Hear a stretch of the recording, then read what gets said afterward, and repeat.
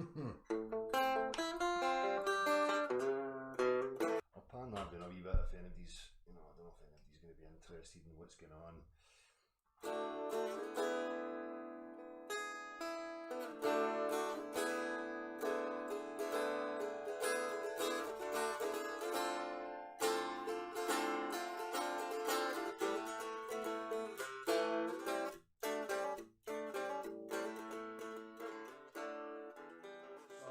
Are you questioning the globe? That is the stance I come from. I question the validity of things that are put to me by other human beings through my experience. Now, when I turned my attention to try and understand and question this assumption that the Earth is a globe, I found that it was lacking in anything that would justify me continually holding that to be a true thing, that I live on the exterior of a globe. No, we were born into the claim it's a globe. That's what we have to question. Now, I know that it seems ridiculous because in people's eyes, people's minds, they have seen an image. They have seen the Earth depicted to them on a TV screen. They have been told that there is a group of highly sophisticated, highly intelligent, superior beings who are going to a place known as the vacuum of space and have a vantage point of seeing our Earth as a whole from a distance. So it is going to seem ridiculous to people at first, because people in our generations, since the invention of the TV, have taken things that they see on the TV to be factual and true. What you have to do is you have to remove yourself from that position. You have to understand that if I was to show you something on a TV screen that defied your known experience of reality, like, a video of me flying or levitating, you would know through your intellectual honesty, your discernment, that there has to be some sort of trick. You understand through your own experience that that's not the case. You know people cannot fly, you know people cannot levitate.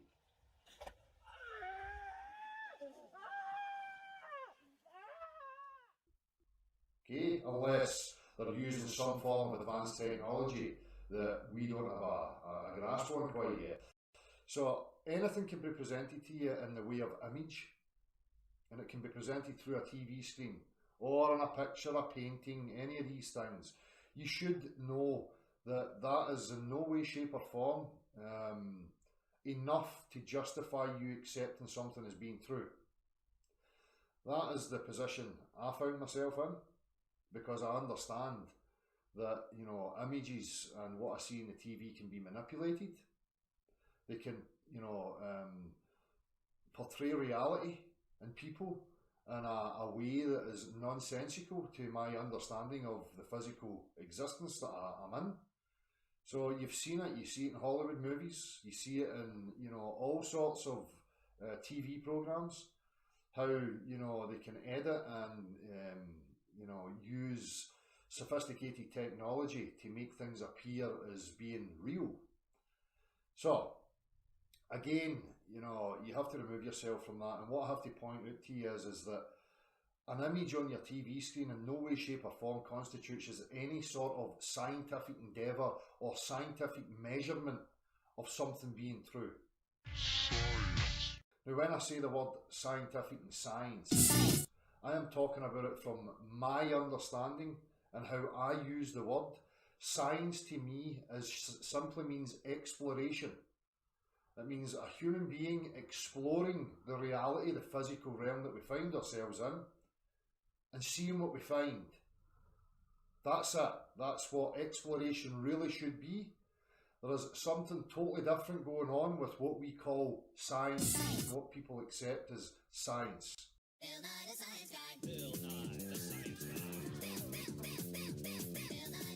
What is happening is that you have institutions professing they are under the guise of science, while at the same time they are pushing existential narratives. What I mean by existential narratives is stories of who we are, how we came to be, how the world came to be, what our future may be. These are existential fairy tales. That is not what real science is about. Real science, real exploration is about, moving through the physical existence and finding what you find from one moment to the next. What you find in the natural world, what you find in regards to the substances within the natural world and the interaction of those substances. Okay, so when you look at mainstream now and what's been taught to your children and what was taught to you, it was a religious narrative, a story that is designed to encompass your psyche with a vision of who you are, where you are, and what life is. That should never be the case in real objective science. It should never be reading from storybooks and trying to give narratives like that. It should always be a pursuit from one day to the next, from one moment to the next, and advancing our understanding of the physical realm and the interaction of substances. Okay? So, that's what I mean by science. And you will note that, the majority of mainstream and the institutions have, wrapped science up an all-encompassing umbrella, and they just throw and pull out from that, cesspool, whatever they see fit, in order to push certain agendas and to fit whatever narratives it is that they're trying to push. What you have to understand is, even in the mainstream realms of science, there are subdivisions. Okay, so we have many different practices. You could call anything a science. If you wanted, you could call picking your nose an art, a science. There is a science to picking your nose. Getting the nail the right size, the right shape, elongated enough to reach the right place. So we have to understand and express to each other when we're using these words. Language has been used in many different ways, and somebody else's attached definition to a particular word may be different to yours. We are thinking. Hello? This is the German Coast Guard. We're thinking. What are you thinking about? So we have to iron these things out. We have to understand exactly what the language is and what the words actually mean, and if we're discussing the same things. So in mainstream science and in the scientific understanding, there is subdivisions. We have the natural sciences, which is encompassed as chemistry, physics and biology. Things that take to do with direct reality, how things operate, what the interaction is between substances, what you can create out of mixing different substances. Okay, that's real world practicality, dealing with the things in our direct reality. Okay, you also have other aspects. So you have the social sciences, which is to do with cultures, psychology, language. Also in these subdivisions, you have mathematics, which is classed as a formal science. It's a formal science because it is a language. It is only a useful tool in regards to, practical engineering or anything in reality that is practical and demonstrable. Mathematics is a very useful tool in order to describe, measurements, dimensions, areas, blah, blah, blah. But it always has to be attached to some aspect of our physical existence, so that, I can then, measure something or create something, and I can then give it a description, which I can send to you. And if you understand that language, you can decode the language and you can recreate the practical reference that I am referring to in my mathematical description. So it is a useful tool, but it is classed as a formal science because it is only a language. The other reason is because, like any other language, I can use grammar to say Santa Claus is real, Santa Claus is not real. Both are grammatically correct. One is true, one is not. So mathematics is pretty much the same. In the realms of mathematics, you can go into the world of abstract, okay? Because it's just a language. You can create your axioms that you can start from, and you can wander away and create mathematical constructs that work as an artistic abstract expression. But there's a difference when people are making abstract concepts through the use of mathematics and then trying to attach it to being some sort of natural aspect of our everyday reality. Which leads me on to talk a bit more about the globe. But the globe, I'm going to state it right here and now, has nothing measurable. It has nothing practical, nothing demonstrable. It is a concept, a narrative that has been pushed and is backed up by sophistry. Sophistry, for anybody who doesn't know, is a use of language, rhetoric, sophisticated language that is designed to bamboozle you, to seem legitimate, and to sway your opinion or your beliefs into a particular narrative or agenda. Okay, it's just a tool of manipulation. It's not honest. It's not objective. It's just used to push whatever agenda or narrative somebody is trying to push. Then my criteria is practicality. Any claim that's being made to me about my objective reality must be in the form of practical demonstration. Okay? No language. When we question the globe, as I say, when I talk about something being real, you know, I can take anything that's real and I can demonstrate it to you. So if I was to say to you, you know, here's a substance that's known as glass, it has a set form to it, it has dimensions to it, it has a volume, a capacity that, you know, is holding a liquid, you know. This is something that's tangible, it's something that is real, okay, that can be measured and demonstrated to you. Like right now I'm going to demonstrate, there is a bottle. It is filled with the substance known as water. That substance has no form, it has no shape to it. Okay? It will seek the lowest point in any void. If it is met by a resistance that it cannot penetrate, it's going to dam up, it's going to fill up, and it's going to continually fill the void or the shape or the space, the containment that it is in. The surface is always going to be in an equilibrium. It is always going to be a horizontal plane. Okay? The water does not have the ability to conform to the outside of shapes and objects. It's formless. It has no elasticity. It has nothing to bind each molecule, if you like, to the other to give it elasticity, shape and form. It's formless. So when I say to you, that's my reality, that's what I find. We use that substance to level. We build reservoirs, canals, dams, lakes. We have oceans that contain that very substance. And it is known through our whole existence and by everybody who's alive right now that that substance has no form, it has no shape. Everybody knows it's going to show us the level line. That's the standard I expect. That's what I accept as being scientific. Or if somebody wants me to accept some aspect of my reality, they have to show me in a practical way.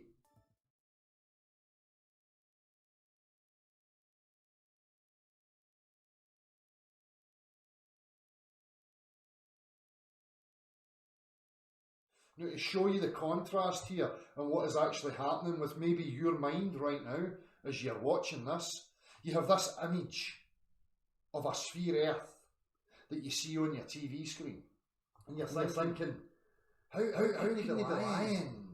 How could anybody prove to me they're lying? How could it be so big? How could he be lying and get away with this? And you would probably ask me, debunk space, debunk the images they show me. This substance here is one of the only things you need Because again, you can understand the substance. You can demonstrate it to yourself. You can demonstrate it to other people. It is an objective fact. It is really real. And it's in our immediate reality. The reason that you know that the lion and the image that's being depicted on your TV screen is not true is because they are depicting the earth with the substance known as water behaving in a way that is not real. Okay? The image contradicts my reality and your reality and your understanding and experience of reality. What has happened is that this image has been pumped through generations. It has been plastered through the media and continually so.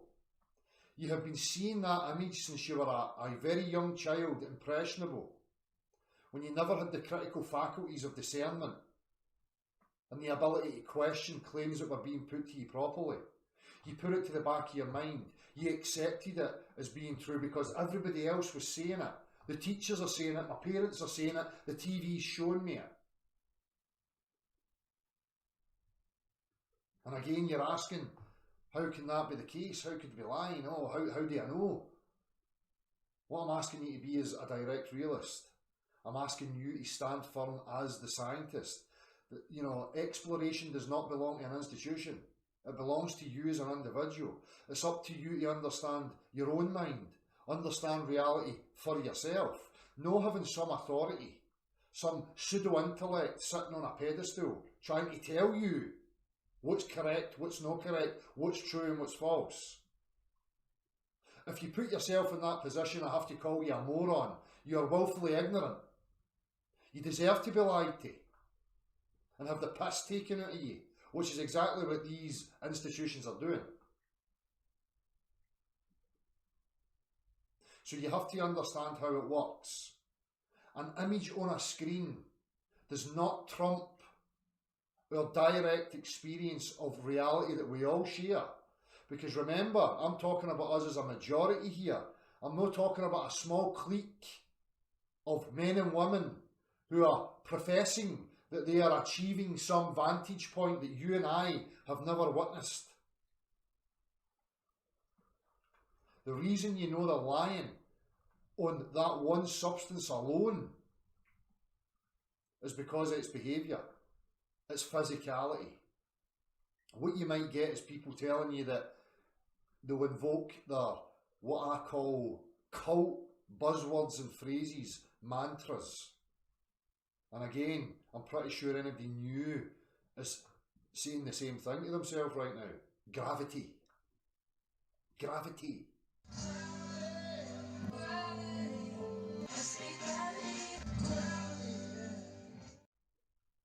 A mystical non-entity that has no dimensions and no physicality. A mathematical construct, a concept that has been created as the central core of a narrative known as heliocentrism, globular Earth. That concept requires a mystical energy, like a god, just the same as any other religious existential narrative requires. Now when you say gravity,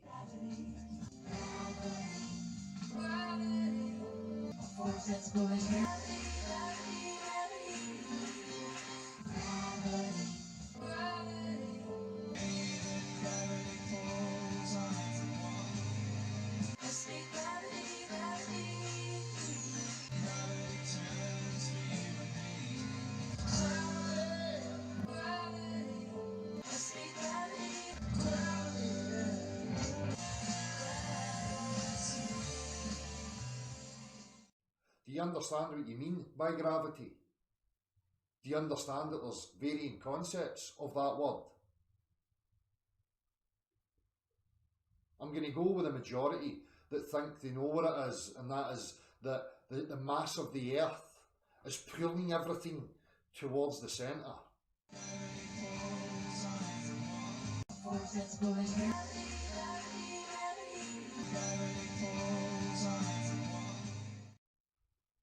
I'm going to talk more in another hangout about this aspect of pull, force. We're going to discuss what these things actually are. Now, talking about your globular earth and its word gravity, and somebody trying to tell me that the substance that I know has no shape or form to it and is incapable of supporting itself as to display shapes and convexity upon its surface, are going to try and tell me that this non-entity, this non-geometric, non-physical force is somehow magically allowing water to bend and maintain the bend upon its surface around the exterior of a globular earth. Now what you have to ask is the questions. We can get into depth about gravity and its nonsense, okay? But what you have to be asking is that what is it about this non-geometric, non-entity force known as gravity? What is it that it's injecting or doing to the substance known as water that now allows it to behave in a way that is contrary to my understanding of physical reality? Is it injecting an invisible wallpaper paste? Is it injecting some form of energy that creates a jelly-like texture to it? That allows the water to bind together and act like jelly and bend around the exterior of the shape? I mean, it's absolute nonsense, is what it is.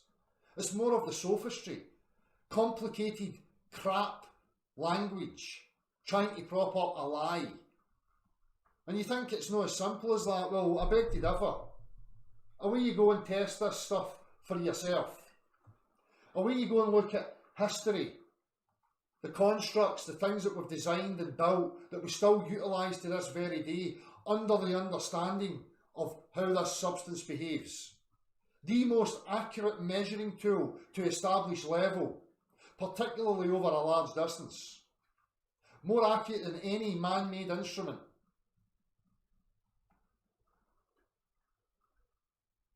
So, you're stuck between, you know, a rock and a hard place, if you like.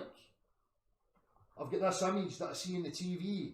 I've got this baldy, tattooed Scottish guy telling me to trust my own senses and the substances in my reality. The choice is now yours.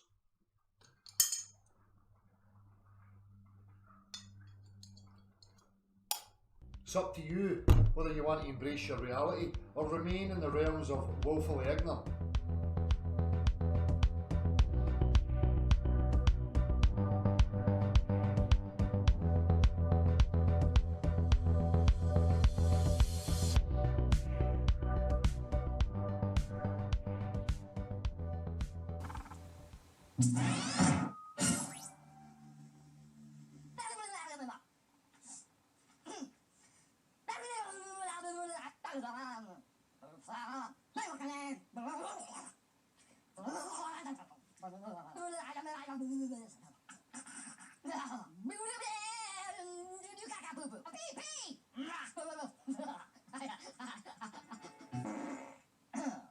My apologies.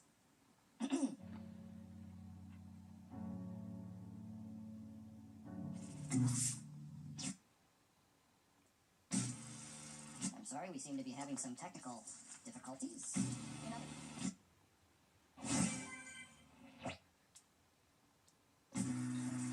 Somebody get some water, please. That looks like my new co-anchor may need a glass of water.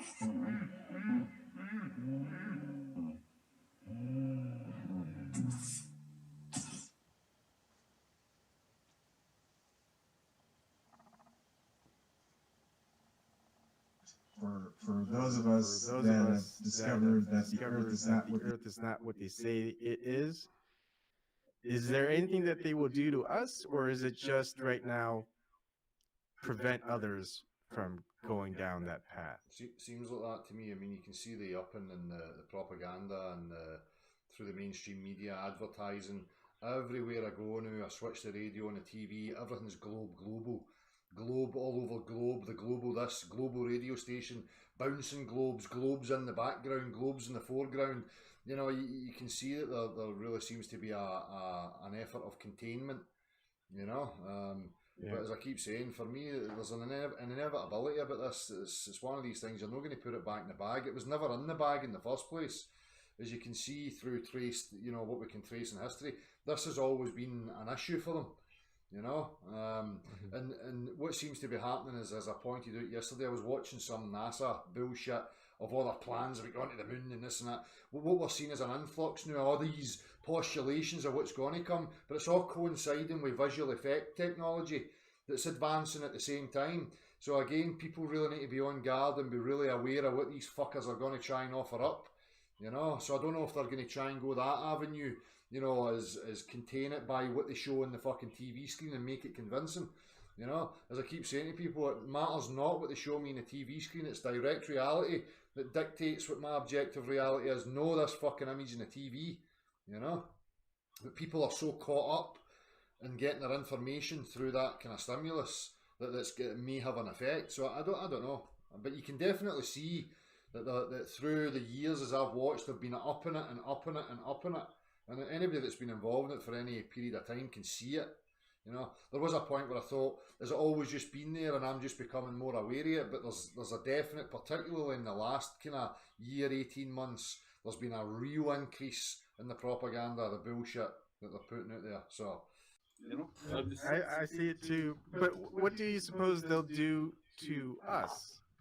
The ones who are pretty much never going to go back to the globe Earth unless somehow they fly us in these shuttles to outer space and we see, hey, okay, it is globe Earth. I don't think that'll ever happen, right? Well, as Dale said, they might have virtual shuttles, right, with the advances in, augmented and reality and all these, visible phenomena. They could actually put you in a container and pretend to fire you off, and if you're still gullible enough, you might actually believe you're up there, yeah? So that is maybe a scenario, but what are they going to do with us? I think they're just going to try and continuously drown us out with, drivel like the non sequitur show, I think that's a prime example of what they try to do is continue to ridicule people asking questions, try to marginalise us in some way, or make us look foolish or stupid. So they're certainly continuing with that. Yeah, it was a good point you made though about discerning this. I hear that myself too often. I'm moving beyond the flat Earth, as if there was a bigger problem or a bigger question facing humanity at the moment. Which I would wholeheartedly disagree with. And again, it's maybe just the turn of phrase and the way people say things that gives a false impression. But I'll just keep reiterating this: there is no bigger question, because this lie, this deception that's going on is absolutely the one where everybody can start to agree on the natural reality and live life and direct realism and understand, the practical, demonstrable things where we're being deceived. And you can do it in this arena like no other. We've said this many a time. I think, any other conspiracy theory is so difficult to prove or understand or find any, real solution in it. Whereas this one, it's absolutely blatantly obvious to anybody with eyes and ears. Exactly. That, there's something fucking horribly wrong.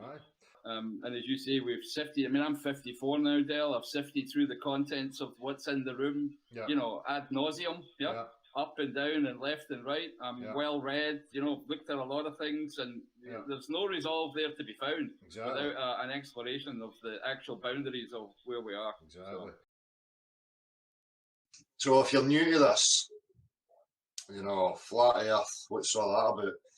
Well, people like myself, started to question the validity of the claim that we were born into, that we lived on a globe.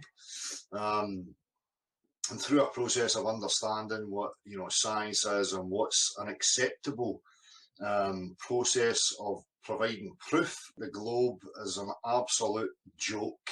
It's a total cartoon, fallacious nonsense, held up by sophistry and images. The only place that anybody experiences a globe Earth is on a TV screen. Everybody in their practical reality understands that they are on a level plane. That is being suspended and ignored because you have institutions who are offering you imagery and insisting that it is so. Reality tells you something totally different. Okay, so people like me refuse the globe. Flat Earth is just a term that is used. Obviously, it's a term that's been hijacked and it's been used to implant false ideas of what flat Earth means into the populace. So we have idiotic cartoons and straw man maps and models of pizza dishes flying about the vacuum of space with an edge that you can fall off and all this ridiculous nonsense. Just as ridiculous as the globe cartoons. The flat Earth cartoons and the globe cartoons are one and the same, probably come from the same people. People like me are realists. The reality of my situation is I was born into this world, whatever the fuck it is, this area, whatever it is, and assumed and believed that what I was told about where I lived was true. But through a process of your life, you realise lies that have been told, you realise propaganda, you realise governments are corrupt and that they fucking barefaced lie to you. So looking at this was no different. I had to be honest with myself and try and prove it to myself, and I failed miserably. And so does everybody else that tries to prove the globe, because it's impossible. The only thing they have is sophistry, i.e. fancy language and images, and that's as far as it goes. So, through that process of looking at it, you realise that it's bullshit. So it leaves you in a position of, well, what's next? For me, there has to be full exploration. We have restricted areas, we have border controls, we have definite, patrolling of certain areas that the general populace is not allowed near. So for me, in order to establish the full dimensions of the Earth, it must be explored. That means everybody opened and looking at it, the scientific community, whatever the fuck that is, because there is no real scientific community in the world of real science. We have religious control, which has always dominated society. The religious priests who offered us the Big Bang and heliocentrism were just that, religious priests. A mechanism of control, a false psychological foundation, i.e. where you think you are, what life's about, how we got here. This is why we have so many religions and spiritual ideas and philosophies and arguments about our existence, the origins of it, and how it came to be. So we have been sold a false narrative which has blinded us to who we actually are. This is why life doesn't make sense. This is why it's a confusion, and why they have this narrative of Big Bang accident chance zipping through the vacuum with no rhyme or reason to it. Totally fucking absurd. Just there to disorientate you, to keep you in fear and anxiety, so that you will accept the bullshit that we call life. The main questions people should be asking themselves is, who are we? How did we get here? What is this place? If we don't have the answers to that, anything that we call a life, society, culture, they are ideas, concepts, fairy tales in the imaginations of human beings. That's it. Okay? So, it's been used as a psychological control mechanism. You believe you're on a wee potato rock, zipping through a vacuum, then there's no way off. There's nothing else to discover. You have to stay still and accept the bullshit and accept whoever's dominating and in control. That's what it's for. Human beings are curious. If they think there's more to discover, other areas, other possibilities, they will want to go there. So if you can remove that, that's where the globe comes in. Okay? There is no going to outer space. There's no ball or flat pizza dish zipping through a vacuum. The Earth is demonstrably level. 100%. We know this. We apply it in navigation, travel, construction. Okay? The geometry that we assume is planar. That's what we use. That's what we apply. Places covered in liquid. Liquid has characteristics to it. The main one, liquids will take the shape of their container, not the exterior of shapes and objects. Totally preposterous. You can't bend a body of water and have it display and maintain the bend. Absolutely preposterous. Level, 100%.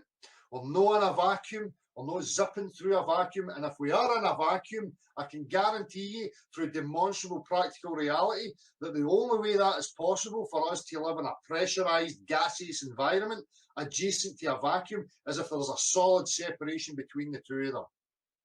Fact. Everybody's practical, demonstrable, applied reality tells you these things. So these have been thrown out and ignored, ridiculed, because an institution can produce an image. The image shows you different to what reality is. You don't throw out reality for a fucking image on a TV screen. So I don't care how sophisticated you think you are, how intelligent you think you are, how much money you've got, what your stature is or what you perceive it to be. I don't care if you're the fucking king of fucking Europe. I don't give a shit. You do not live on a spinning ball. Pressurised, zipping through a vacuum. That's how human beings find out what's true about the objective world. We demonstrate things to each other. So go and get a potato rock, demonstrate vast oceans bending around it, pressurise it, stick it in a fucking vacuum and show me how it all works. Fucking utter crap. See, just because religious dipshits have formulated a sophisticated argumentation that works on the gullible doesn't make it true. So that's the stance here. No cartoons, no fucking bullshit, objective reality, practicality. You can't demonstrate your claims in a practical fashion, you're a liar. Simple as that. When people like me have a standard, we're talking about the objective world. We're talking about objective science. We're talking about what it requires in order for you to demonstrate and prove to me that something is real and possible. So when I demonstrate a liquid, I'm showing you a substance.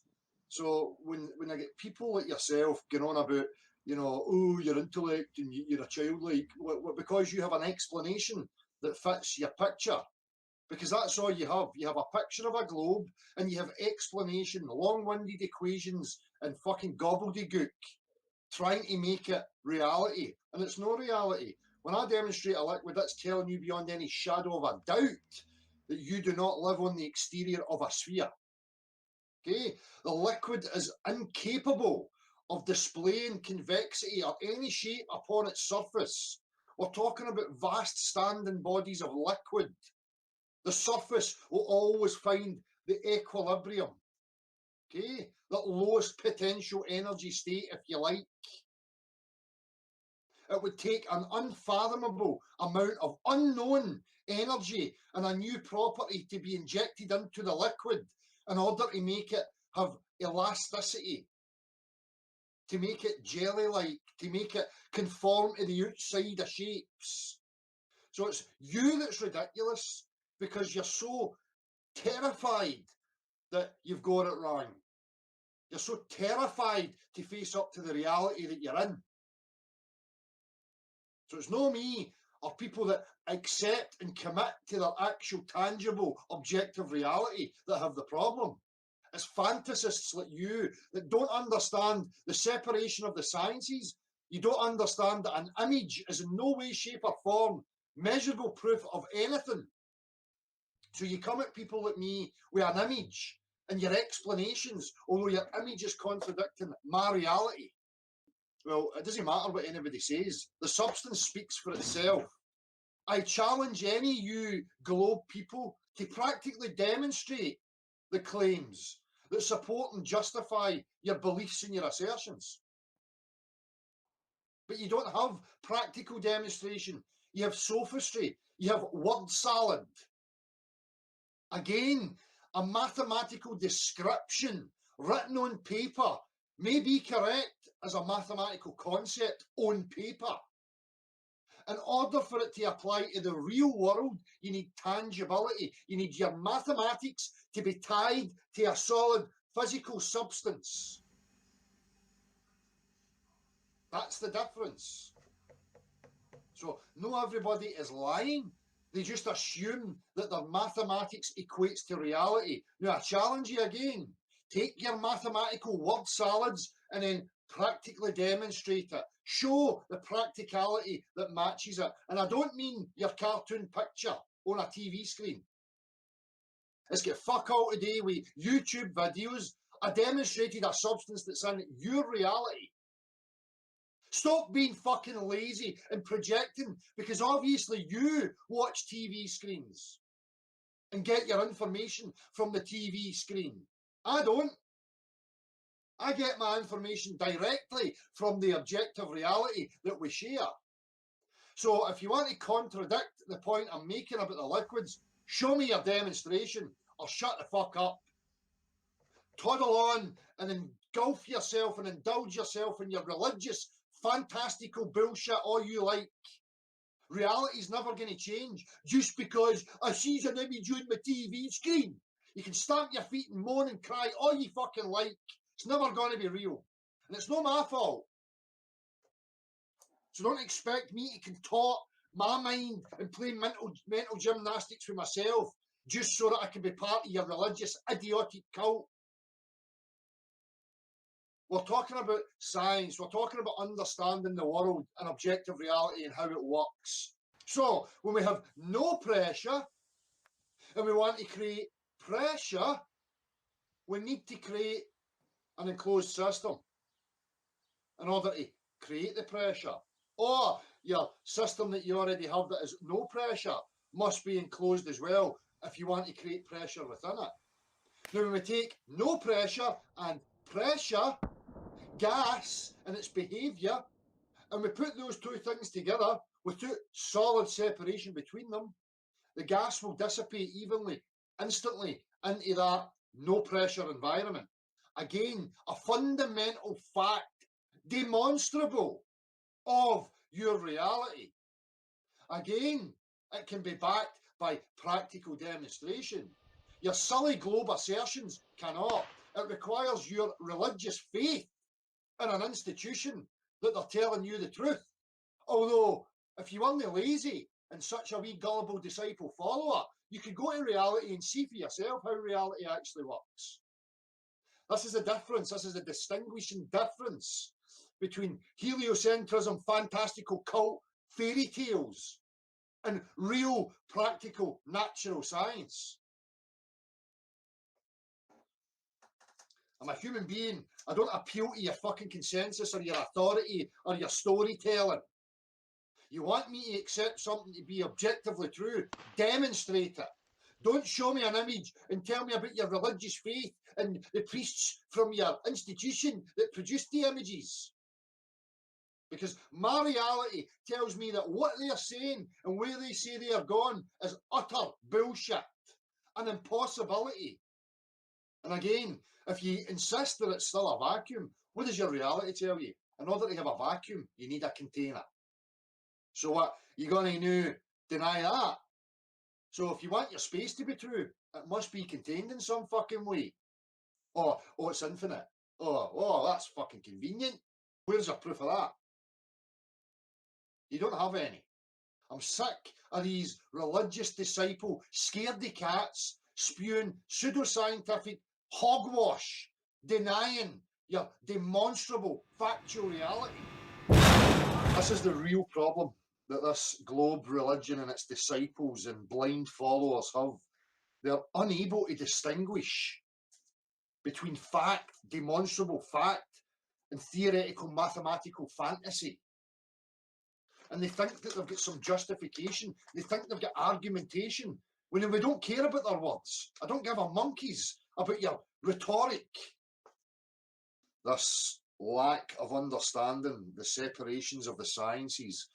People keep coming with mathematical explanations. You need to understand that we're not talking about formal science. We don't want explanations. An explanation's fine if it's tied to tangible substance that can be demonstrated, that's verifiable, falsifiable. You don't get to falsify factual substance-based reality with an explanation. Okay? And if it was an infinite zero pressure out there would be absolutely fuck all air left here. Okay? It's absolutely preposterous and absurd, ridiculous nonsense. But my magic force, but my magic makes it happen. Well, demonstrate. You go and demonstrate on any scale you like.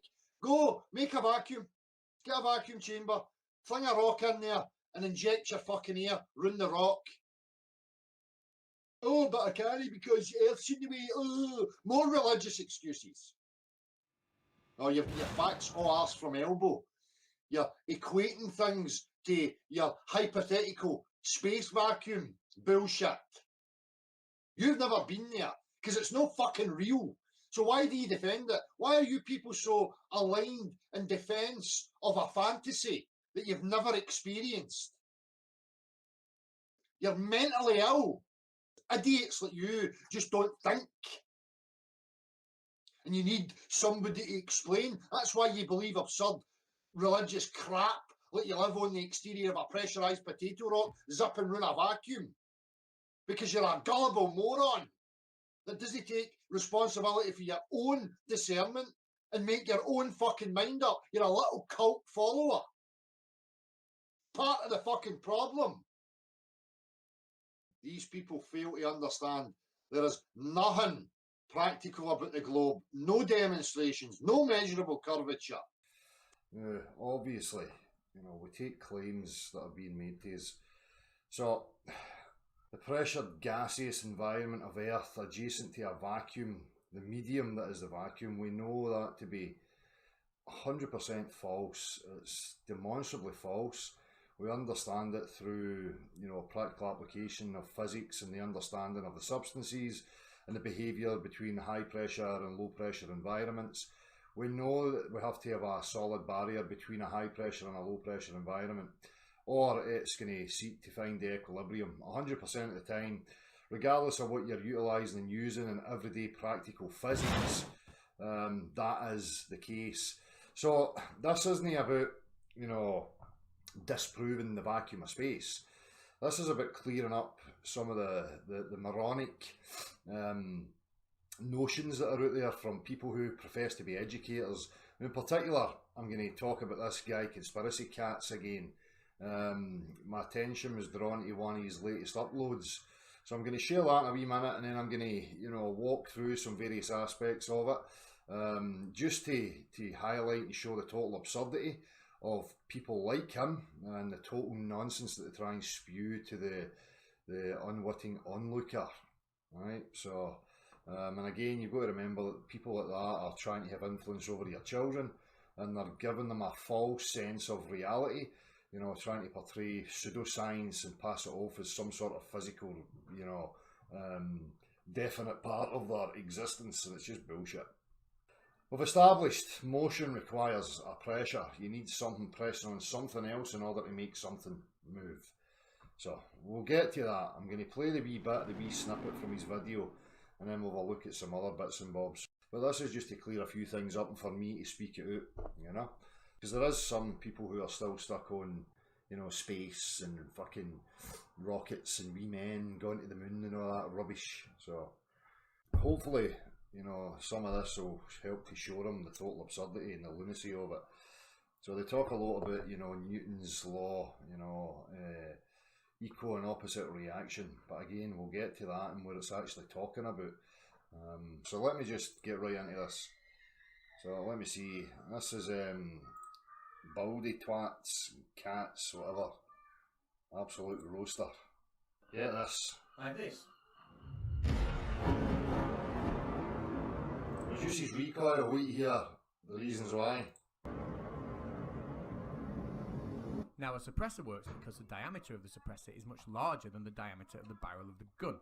And when the hot gases leave the barrel of the gun, they expand and immediately drop in pressure. This lower pressure means they leave the suppressor at much lower velocity, and therefore the change of momentum of the gases leaving the gun is much smaller, which means... So, the bigger area, right? What's the vacuum of space then? Is that not just like a big barrel, a big empty barrel? Conspiracy Cats, are you no kind of debunking yourself here, son, by just saying that? Is the change of momentum of the gun in the opposite direction, or the recoil of the gun, is much smaller. Now, this sounded like I was getting close to the answer to me, but not quite 100%. So I Does make the recoil smaller. Reynolds number. It makes the recoil smaller because, just as you say, there's a bigger area here, so the hot air moves into it and there's less back pressure. Now I'm going to just highlight a wee couple of videos in regards to back pressure for ye conspiracy cats and other deluded, confused, heliocentric globe peoples out there, and how your physical reality is actually working. So just think about what he's just said here. Okay, the high pressure from the gun and the gases coming out of the smaller tube into the wider, where it's a decrease in pressure, so you'll get less pushback, you'll get less recoil. In air, right, this opposite and equal reaction stuffsies. Now, in any chamber, when the ball is in the chamber, okay, the explosive part is in here between the solid wall of the chamber. You've got your combustible part in there between it and the projectile. Okay, now as that expands up, and it's going to find the lowest path of resistance, which is obviously the barrel of the cannon. So it's firing the ball, okay? So as it expands and pushes the ball forward, the ball is being met by air. It's air resistance. It's then causing a back pressure, which causes the recoil, which causes the cannon to shoot in the other direction. Now, without any blockage in there, you're not going to get that. You're not going to get a recoil. You need the expansion to happen to be pushing on something else. Now, if you've got something that can move, then obviously now you've got a back pressure. You're going to feel that same force pushing back on it. But you require something to be pushing off of. Now, in the vacuum of space, there isn't anything. Now, if it's not in the barrel and it's not got a directed trajectory, it's just going to explode anywhere. It'll find the least path of resistance and it'll eject from that point. But if you've got it in a contained barrel, it's going to move along the barrel, okay, and build up pressure coming out even faster. So when we're looking at jet engines, like an aeroplane, it's the exact same principle. Only when it's coming out the back, it's pushing against the air that's already there. Now, I'm going to show you this wee thing from Julius Sumner Miller just to make this point.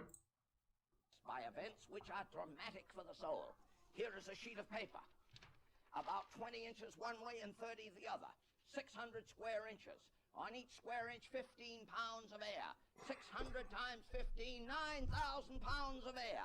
And you know, as I did before, I'll do it once again. I cannot move the weight of that air. There it is. And I... So, he hit that with a bit of force.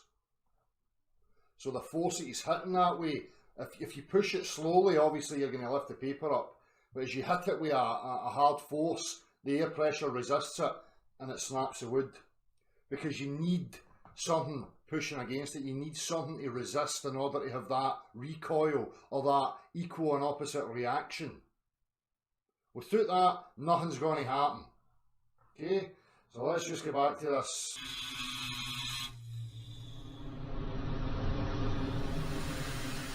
Now, I don't know what it is with these people. I don't know if they're just genuinely liars or they're just trying to deceive themselves so that they can confirm a bias that they may have because they're too scared to look at themselves and realise that there's lies being told. Now, what they've done here is they've got a tube that they say they've vacuumed out, okay? They've now switched the vacuum off, so it's just a sealed tube. What they should do is keep the vacuum running. Keep the vacuum running, okay? Because as soon as this comes out, the air and the gas in there is going to expand rapidly and fill this void, hence giving it something to push over. Now watch carefully as the cap pops off, right? Because there's nothing to push backwards. There is no recoil. As the cap bursts off, there's nothing to resist it. So you don't get any opposite reaction. Once the gas starts to come out and fill that void, then you'll see it starting to move. But only once the gas has started to leak into it.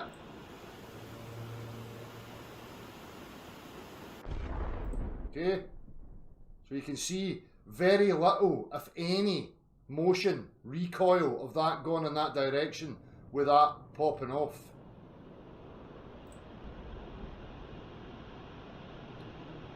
Now look at the amount of time, look how much of this is filling this here.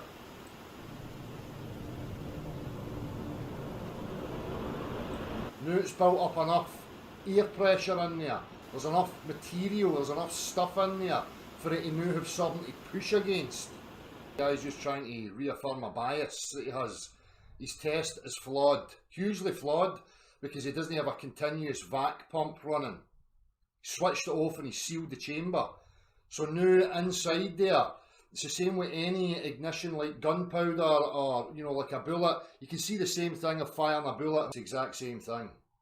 Now when the cap pops off, you've now got gas rushing out into there. There's particulates now within that chamber. So as it builds that up, then it starts to move because it now has something to push against. Same as water, same as a jet. So anybody knows, you know, you take that boat out of water, it's not going to move anywhere. It needs the density of the water. The diameter of that jet, the propulsion system on that is the diameter. It's not enough. It's not got enough thrust to push, to have momentum pushing against the air. It needs to be in the liquid, the water, the more dense medium. So these principles are understood. I don't know why guys like conspiracy cats are having a real hard time. Right? The reason they're having a hard time is because they know the implications. They're going to desperately try and invoke real practical physics to try and hijack it and plant it onto their nonsensical drivel of vacuums. Now the whole Newton's law, opposite and equal reaction, again, just like in any system, like, you know, an internal combustion engine, you know, once the chamber's sealed, okay, you have the explosion that ignites the fuel and the air mixture, okay? Now it's got nowhere to go. That follows the least path of resistance, which is the piston that's connected to the crankshaft, okay? So as it explodes and it expands, it's forcing the piston down within the sealed chamber. Now if you seize that piston and had the explosion, nothing's going to go anywhere. So in an example like this, when we have recoil, so anybody that's seen a cannon being fired, it fires the cannon and it pushes backwards, right? But that's only the case because it has this projectile here, and it has a solid wall, a chamber that the combustible is in, okay? Now as that is ignited and it expands, it forces the cannonball outwards, but as the cannonball is being forced, it's meeting air, right? So like just in water, move your hand slowly through water, you can feel how easy it is. Now try and move it quickly through water. You can feel that resistance, that pushback. Okay? It's the same way here. It's a fluid, right? Just in a different form, right? Liquid and fluid is just liquid, okay? In a different state, but it's the same principles that apply. So if you've got something like this and you move it, you can see there's no much recoil or resistance. As soon as I do that, you're getting pushback. So you're getting that opposite and equal reaction to the movement, okay? Pushing back on it. So it's the same thing. Now, that only happens because the cannon's meeting air resistance, which forces the cannon in the opposite direction. Without the air resistance, something to push over, you're not going anywhere. It's very simple.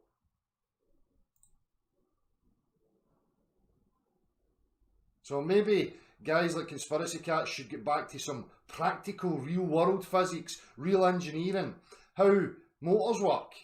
What does a turbo do?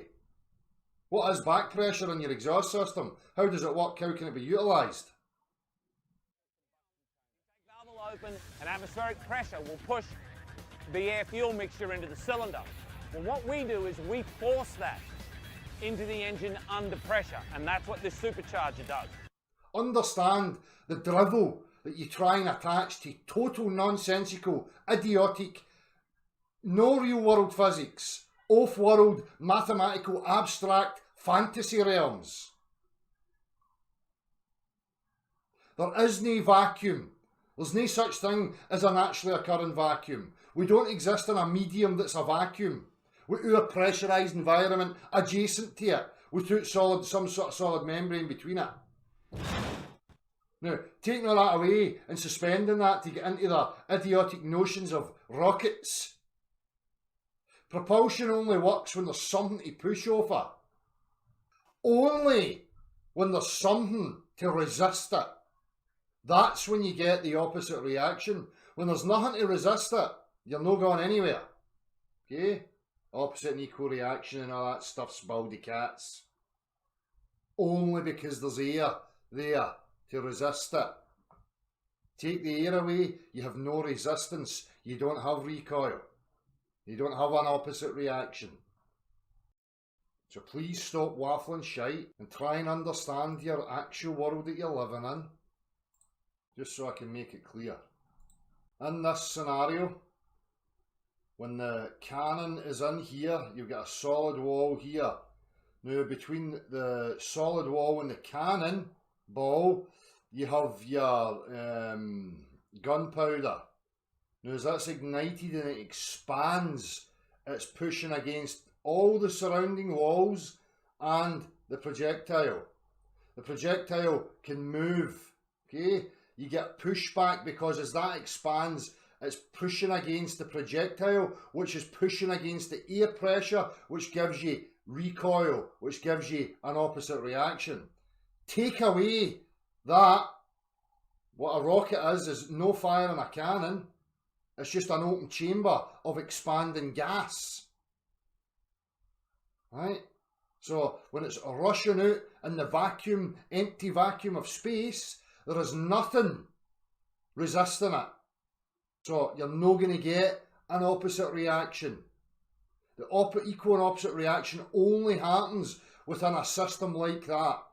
When you've got a solid wall, or even if you put two, if that was an open end there and an open end there, and you put a cannon at that side and a cannon at that side and a detonator explosive in between them, the two of them are going to shoot out. Block one end off. Expands, pushes the cannon. Right? So you've got a resistance on the cannonball. The cannonball is being resisted by the air pressure. Now you've got a recoil, you've got a pushback.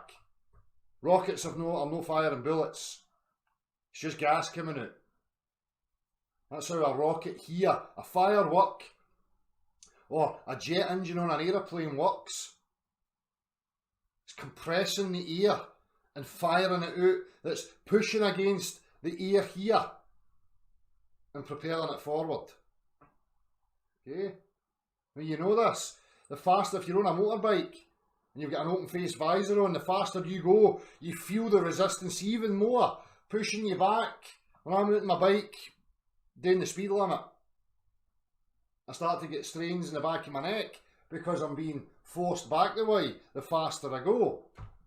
Just make it clear and watch the switcheroo when they talk about these things, because it's two different fucking things altogether. You get a recoil or a pushback, equal and opposite reaction when there's something to push against, which would be the cannonball in this case. Take away the cannonball, take away the air, detonate something in here so that the gas can expand and rush out. It's not going to do anything. There's nothing resisting it. So you're not going to get an opposite reaction. It's fucking simple. It doesn't really matter because it's a physical impossibility for the vacuum of outer space bollocks to be existing. We know that. But I highly doubt these clowns are going to display any honesty. Maybe more people should start displaying their pissed offness. Be vocal and stand up, start shouting a wee bit. So first and foremost, you know, if you're new to any of this and you're trying to understand what's going on, you have to take things really slowly, you know, and take it in increments. You know, first of all, you're a human being with the same faculties that I have. You know, you're a conscious entity. You're operating the machine that is known as the body. You have the same, you know, apparatus, that being the senses, that I do. And that is where your first port of call has to be before any man-made language or any conceptual structures are put on top of that. You remove language altogether. First and foremost, as human beings, we are sharing a reality that we can refer to as the objective world, that doesn't require you or I, belief or wishes or any of these types of things. It exists purely as it is, without you having to put your volition to it, without you controlling it in any way, shape or form. It is what it is. So that reality we share has, practical functions to it. It's made up of certain substances, and there's certain behaviours that go on in regards to certain substances. As human beings, we can demonstrate things to each other. I can show you various aspects of your reality, or what I have found about my reality, and I can share it with you in a practical reference. So I can take a particular substance, I can show you its behaviour, I can ask you to check that substance and check its behaviour, and then you can affirm that, or you can rebut it by your practical reference. That's the be all and end all of this whole topic. The rest of it's just language, concepts, sophistry, propaganda, manipulation, lies, all the traits of, desperately insecure, manipulative, needy, cult-like mentality. So you have to ignore all that. You have to realise that you are the scientist. This terminology of words, using words like science and scientists, they're used and have been put to you like it's something external from you, something that you're not a part of. Like scientists are some group of men or women who exist in some other plane of existence that know things that you don't know.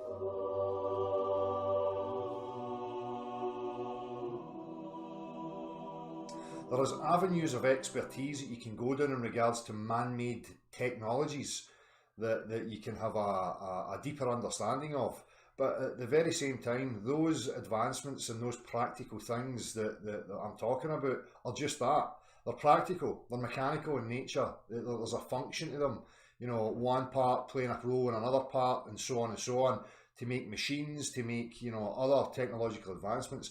These are avenues of specifics that you can go down. So there is people who have a more in-depth experience of particular avenues, but that's not what I'm talking about. I'm talking about the natural world, and I always use natural loosely for various reasons, but I'm not going to get into that right now.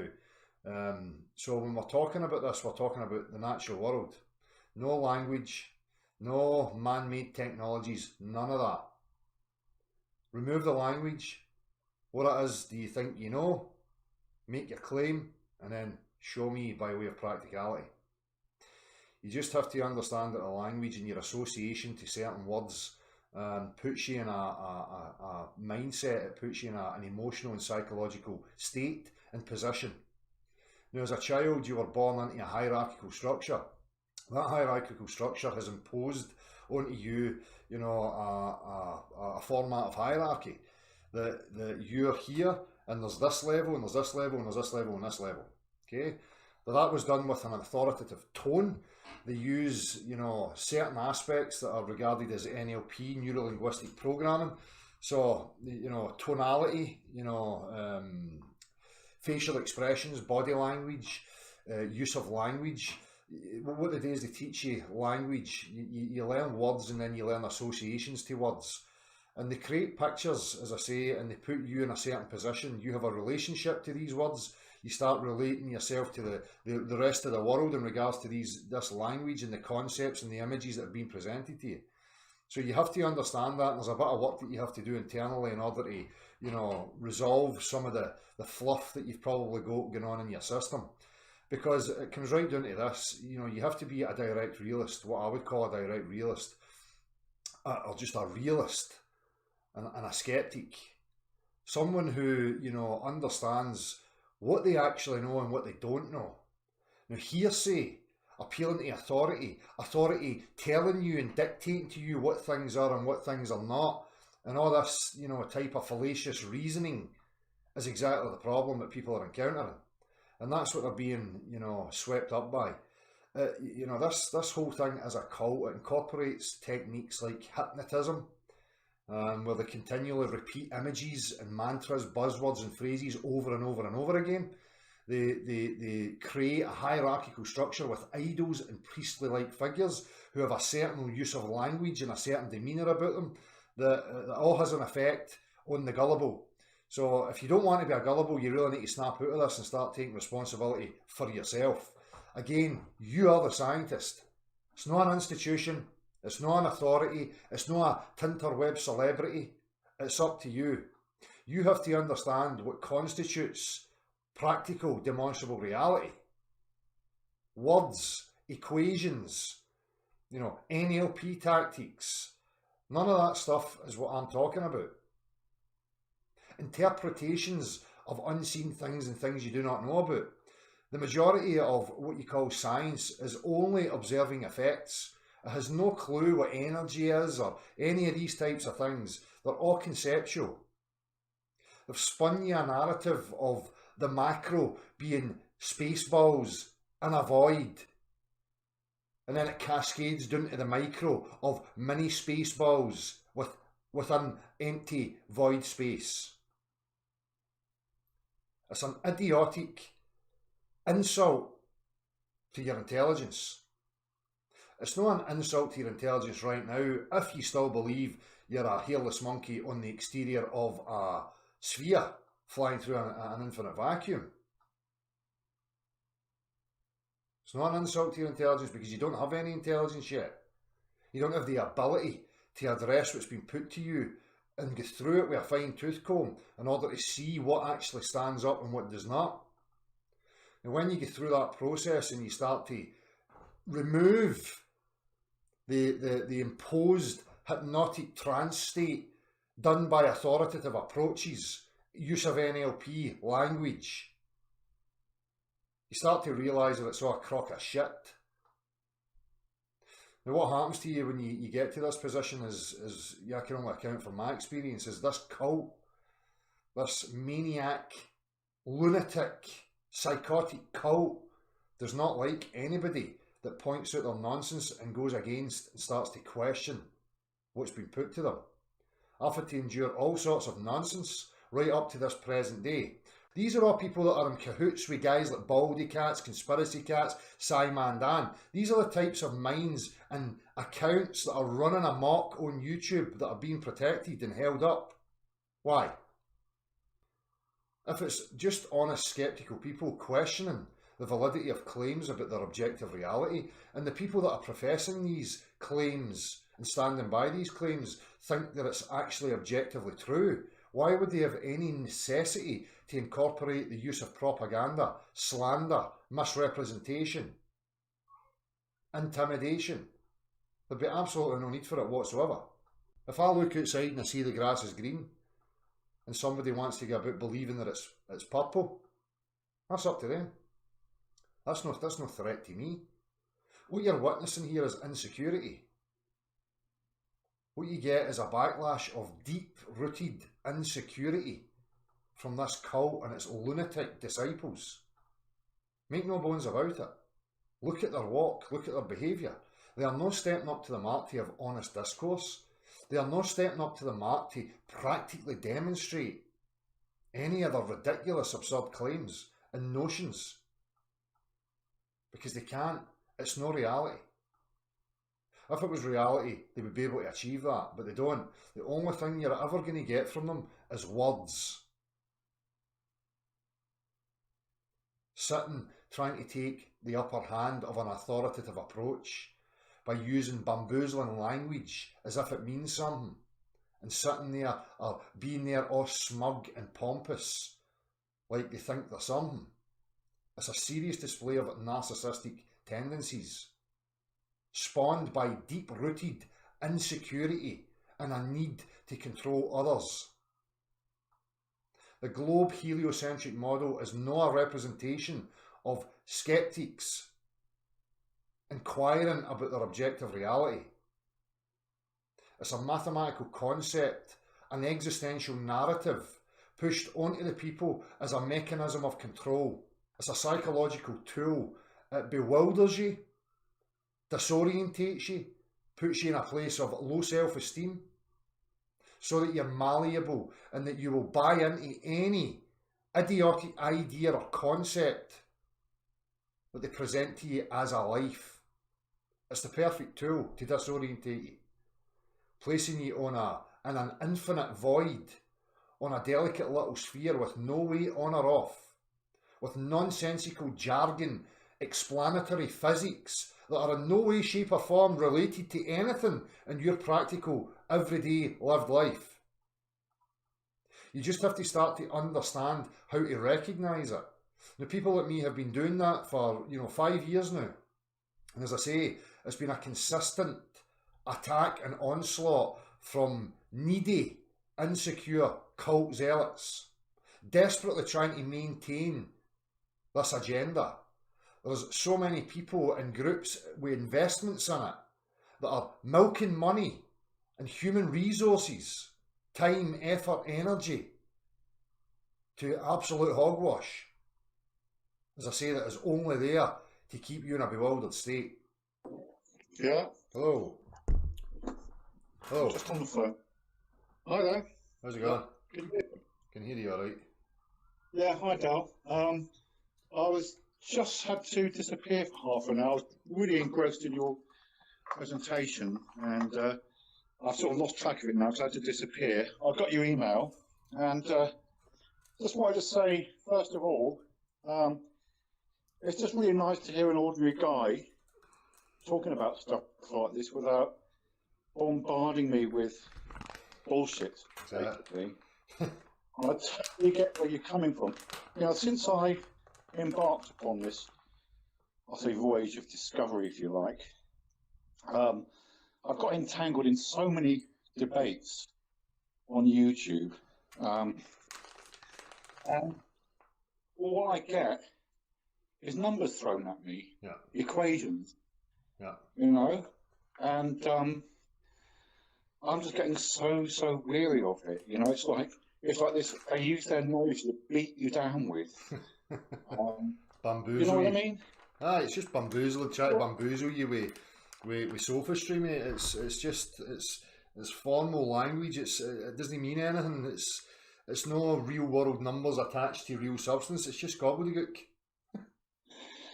Well, I do sometimes feel, as I'm sort of looking into this, I do feel a little bit inadequate in some ways because I don't have a knowledge of science. I never took any interest in science at all. As far as I was concerned, the Earth was revolving around the sun, and that's it. But now I find, by looking into it a bit further, we're zooming through the galaxy at 1 million miles an hour, 250,000 miles an hour. It just doesn't make sense. That's worse than that. It's 500,000 miles an hour we're going around the sun, apparently. But that what you're saying there, mate, that's exactly what I'm saying at the beginning of this kind of presentation. That's what you've just said is exactly what I wanted to highlight. That you feel a bit lost because you never involved yourself in science. But that's their wording of science and what they've categorised as science.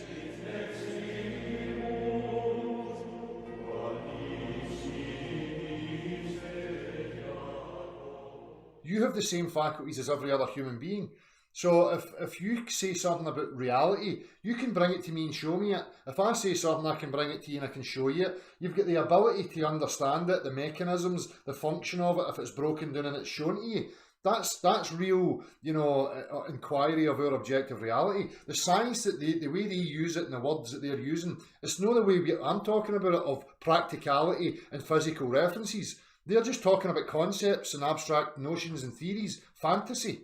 That's no science. That's religion. It's fairy tales. That's why. Yeah, sorry. One thing I did want to say, and I don't know if anyone else can relate, as any of your subscribers can relate to this, but what brought me into this more than anything else was the hostility and hatred. I simply had to find out what all the fuss was about. Yeah. Had it not been for that, I'd have probably just walked on by. Yeah. But the first video I ever watched on this was by this guy, Conspiracy Cats, who you've referred to quite a lot, who incidentally puts these little snippets of you in his videos in order to make you look stupid. Yeah. You probably know this. Yeah. But now that I've found your channel, I've found a guy who talks eloquently and intelligently, and is on my wavelength. But, his intention is to discredit you. But anyway, I'm watching, and I'm thinking, nah, hang on a minute. Why are you so hung up on this? And then I started looking for stuff. And when you look for the stuff, most of what comes up is the negative stuff. It's the debunking stuff. I've noticed that the real information I'm looking for is buried in a sea of scientific debunking jargon. Exactly. So you really have to go looking for people like you and various other people. Yeah. But I did. And had I not had the determination to do that, I'd have probably given up. Yeah. That also arouses my suspicions that something isn't right. There's something going on here. Exactly. Well, you're spot on, man. You're in touch with exactly the right track. And as I say, if you go to YouTube right now and you type in Beyond the Imaginary Curve, the very first video that comes up is conspiracy cats. You know? Well, yeah. This should make it pretty obvious to anybody. No matter how much, if you type into a Google search, flat Earth, no matter how much you try and weight it in favour of research, nothing comes up. No.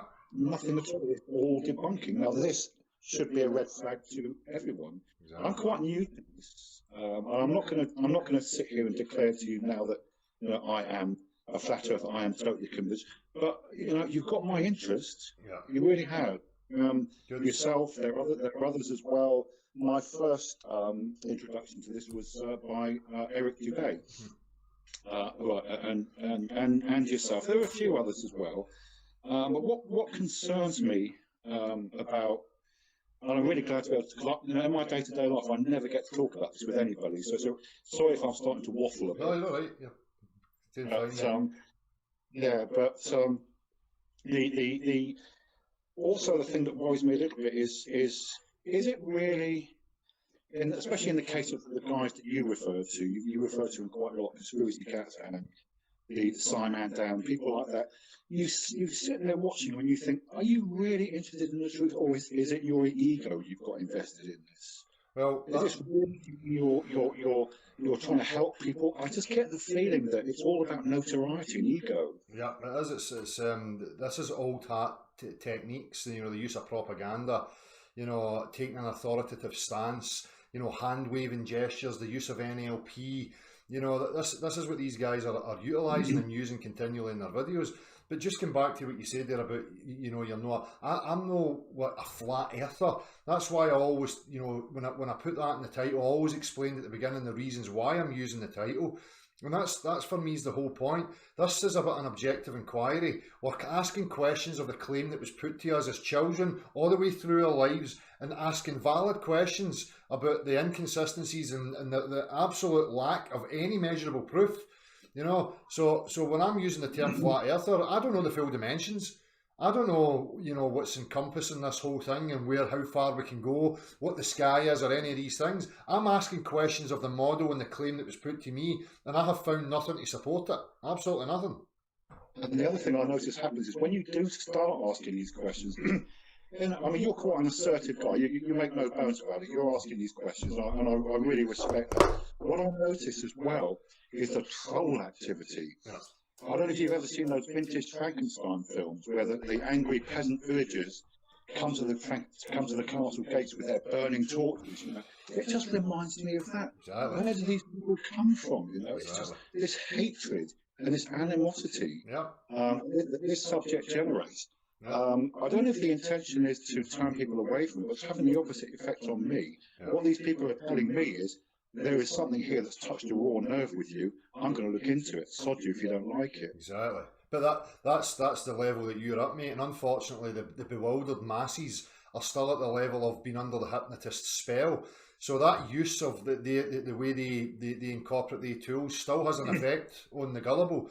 But for me, a lot of the majority of these troll accounts are operated by one guy who may have 10, and it's just to give the appearance that there's a consensus and a weight of authority and consensus that's enough psychologically and emotionally just to make people turn away, who don't have maybe a bit of wisdom, a bit of age, a bit of life experience to think, no, hang on a minute, I recognise that something's off here with this, So again, these guys dig their own grave. They don't realise that just you're a testament to it. You know, their antics are actually pushing you in the right direction.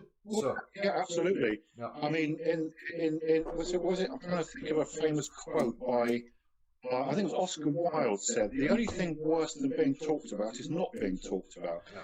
You know, what he's saying there is there's no such thing as bad publicity. What these people are too stupid to realise, people like the people that make these anti-flat Earth videos, is they're actually lending weight to the whole thing. Yeah. I mean, they're actually, it's because of people like them that I'm here now. I would have just walked on by. I would have just laughed at this and walked on by. Yeah, exactly. Nothing that is so ridiculous. I mean, you know, if someone made a video and said Santa Claus is real, I've got evidence. Santa Claus is real. I've seen his elves. You're not going to make a video about it. Start debunking. It's just ridiculous. Exactly. But yet here we are. People on a subject they're claiming is just as ridiculous, dedicating their lives to making debunking. That should tell us something. Exactly. And what I've just pointed out is that the people like me are offering practical references, you know, demonstrations. Guys like Conspiracy Cats and Simon Dan, they just ridicule it and then sit there drawing wee, you know, pencil drawings on pieces of paper, you know, poo-pooing practical reference while at the same time trying to suggest that this nonsense jargon that they're putting on whiteboards means something.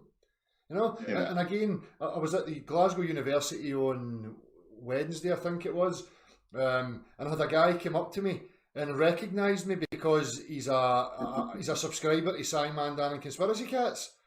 So I ended up having a discussion with this guy, which was a really good discussion, and obviously the guy was starting to realise, well, wait a minute, something's not right here, you know, because he's just been bombarded by this NLP nonsense that these guys are offering up. So fuck them, they're digging their own grave, you know, and I'm quite happy to watch them bury themselves. So Yeah, I mean, is the other thing that we keep on hearing from the scientific community, which I don't think half of these trolls represent. I think they're all just masters of Google, to be honest. Yeah.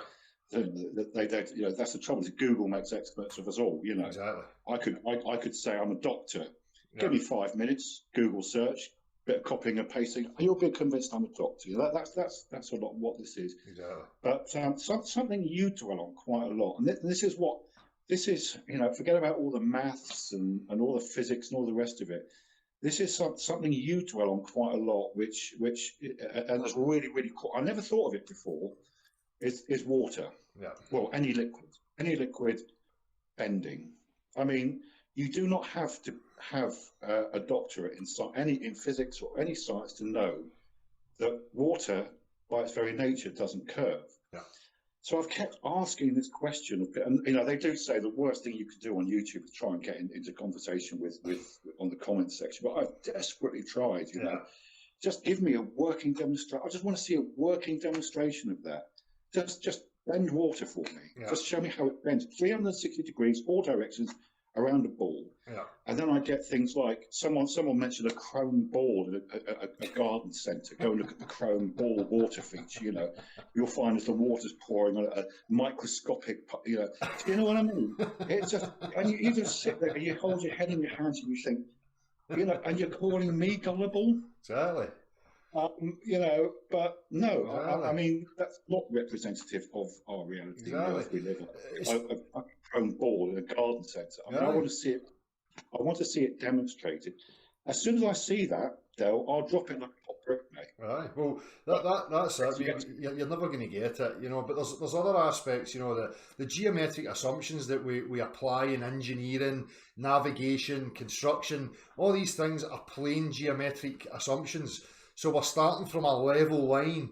You know, it's taken as a given that the Earth is a level plane, and that's where we build and construct. That's how everything works. You know, it's right in front of us, but people are confused by it, by the switcheroo of the geometry of vision and the tangible three-dimensional world, you know, coupled with an image on a screen. And that's enough to put people into a hypnotic trance of disbelief and confusion, where they just believe all this gobbledygook because the religious symbols constantly reaffirmed on a screen.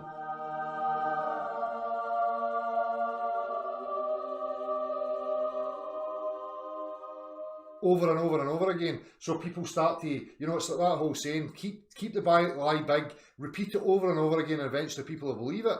So you've got real people that think bodies of water are bending, and there's people all relative to them stuck upside down on a boat. It's crazy. Well, I never stopped to think about it. It never even entered my head. Yeah. To be honest with you, until I got into this, and you think, well, hang on a minute, how does that happen? And then of course you've got what seems to be the default explanation for anything that is unexplainable, and that's gravity. Right. So this is the thing that's always thrown at you. Yeah. And of course that's very difficult to argue against, because you know, how do you? Because once you start arguing against that, you're arguing with Einstein himself and Newton, and then you get into this whole dilemma. What is gravity? You know, is it a force? Well, yes, it's not a force, but it is a force. Yeah. But they don't. You only have to go on Google, search gravity, and you'll find they don't freaking well know. No one really knows how to describe gravity. Yeah. But this is what's thrown at us every single time. Something that they can't even understand. Exactly. It's like a God of the gaps type thing. As soon as I've got a problem or something they can't demonstrate, they just throw the buzzword gravity. It can do all sorts of fantastical things. Don't know what it is. Don't know its function, but we can observe things that prove it. I mean, you know, watching how an object falls doesn't tell me anything. Yeah, I know. It's a continual process of beating down, and then of course, if you dare to ask questions, then you're going. Then you get this. Well, have you written a paper, peer review? You know, well, no. But look, I'm not a musician either. Yeah. But that doesn't mean I can't have an opinion on the music I'm listening to without having a knowledge of advanced harmony and musical notation. But the difference, the difference with what you've just said there is that that's something practical that you can actually understand and get involved in. It's a tangible thing in 3 dimensions that you can understand. What they're talking about is it's an abstract, theoretical fantasy world, you know? Well, yeah, I did hear one factor. Actually, no, it was you. You said this. Yes, I remember now. It said what they're doing is they're looking up at the sky and making up stories. Yeah. And that really, really rang a bell with me, because even before I got into this, I was watching a program on TV once about the universe, and I was thinking, do you know what? These guys don't really know any more than we do. Yeah. They're sitting here trying to figure it out. And this is where the arrogance comes into it. And I appreciate the fact that you're not like this at all. You're an ordinary guy like me. You know, I don't know what your background is. I had a very average education. I didn't get many qualifications. I was in the services. You know, I mean, I don't. None of that means anything, mate. None of that. You know, our background, our education. It's about your ability to discern and articulate and question properly. That's all that matters. You can come from any background. As long as you've got the ability to discern and question things properly, you'll come to an understanding, you know? And again... I think... Sorry. Yeah, sorry, Dale. I think for me, personally, it's got to be about observations, what we can see with our own eyes. Well... all these numbers that we get thrown about, all these equations, absolutely meaningless. And I'm convinced... Sorry, just to butt in, you know, what you're saying about what we have to see with our eyes alone are not enough. You know, your eyes can be deceived, which is why, again, they've done a switcheroo with the geometries, because vision is a different geometry from 3-dimensional tangible, the space that you move around in. You know, you can observe this. If you go into the street and you look along the street, you see the street, you know, rise up, the floor rises up, the walls narrow in, and the sky comes down. In physicality, that's not really happening. So, you know, so you have to understand that, you know, just saying I see something is never enough, which is what they're doing. They're seeing in 2 dimensions, you know, optical phenomena in the sky, and they're just making interpretations and storylines up about what it is they think they're seeing, you know? Yeah, fair point. Yeah, we come back to the old ships disappearing over the horizon, don't we? Yeah. This is something that is a visual proof of curvature you asked of them, seawater. You asked them when they invoke that as a proof. You asked them how they accounted for the eye and how we actually view and how they've accounted for every aspect of that, and they've no. They just ignore it and just assert that it's the Earth curve. Yeah, it's crazy. Well, I've seen quite a lot of. I'm sure you have as well. Quite a lot of observations performed where people are using high-powered magnification devices and actually reeling objects back in that should have disappeared around the curvature. This is another point of interest for me. So much so that I'm currently trying to persuade my missus to let me have a P1000 Nikon camera because I want to start going out and doing. I'm that keen. I want to actually spend the money and start going out and doing this stuff for myself. And I've only been into this for about 6 months. Started off just laughing it off, and gradually now it's become like the first thing I think about when I wake up, the last thing I think about before I go to bed. I've become that much of an obsession. But listen, Del, I've taken up enough of your time. I really appreciate the chance of having a chat with a sort of like-minded soul. And all the best to you. And I shall carry on watching your stuff with great interest. Thank you very much. It's been a real pleasure, bud. Thanks for coming on. Breath of fresh air. All right, mate. See you soon. Keep in touch. You'll hopefully see you back again. You're welcome anytime. Yeah, that's when I've done some of my observations. Well, remember, observations are just optical phenomena, and they're inconsistent and they're contradictory from one day to the next. And there's so many variations of people seeing this and seeing that, but it's not something quantifiable. It's not enough to go on. First and foremost, you know how the water behaves before you start your visual observation. So yeah, okay. Cheers, my man. Best of luck. Cheers then. Take it easy, buddy. Being on that little potato rock, there's no way off. Right there and then, it's confusing. You're cut off. Your natural constitution that wants to explore, that wants to keep finding out more, the inquisitive nature that is within you is now stunted. Because what's being presented to you is that men before have discovered everything, including the workings of the universe. Seen and unseen.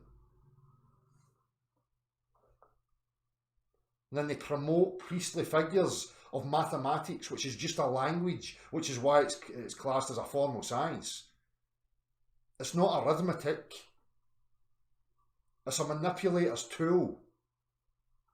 They promoted and prompted these people to be idols that bamboozle you with language, symbols, gobbledygook, and insist to you that they've got a fix on it. They understand what's going on. You don't need to worry. Just you accept your slavery. Just you accept this nonsense fucking idiotic system that you're within. Grab a concept and an idea, a self-identity. Invest your emotions on it wholeheartedly and call it a life. You do not know where you are. You do not know why you are here, all the reasons for your being here. Without the answers to those points, anything that you're partaking in and calling a life is purely mental illness, serious, dysfunctional delusion, lunatics, fantasists. Do not let your children anywhere near these creepy weirdos, because they're warping their perceptions. And it's to the child's detriment, stunting them, retarding them. That's what this heliocentric globe nonsense does, retards you, makes you ignorant, passive, confused, happy to be in bewilderment, clutching at straws, grabbing at certainty that's not there. And you accept your enslavement into an idiotic idea that you call civilization. It's a fucking disaster. When they say you descended from monkeys, they're no fucking kidding. Because if you buy any of these people's bullshit and all this crap that they're offering you, then you have descended from the monkey because the monkey's smarter than you. Stop being lazy. Stop listening to conspiracy cats and all these morons. They're keeping you stupid. I'm not even going to respond to you anymore.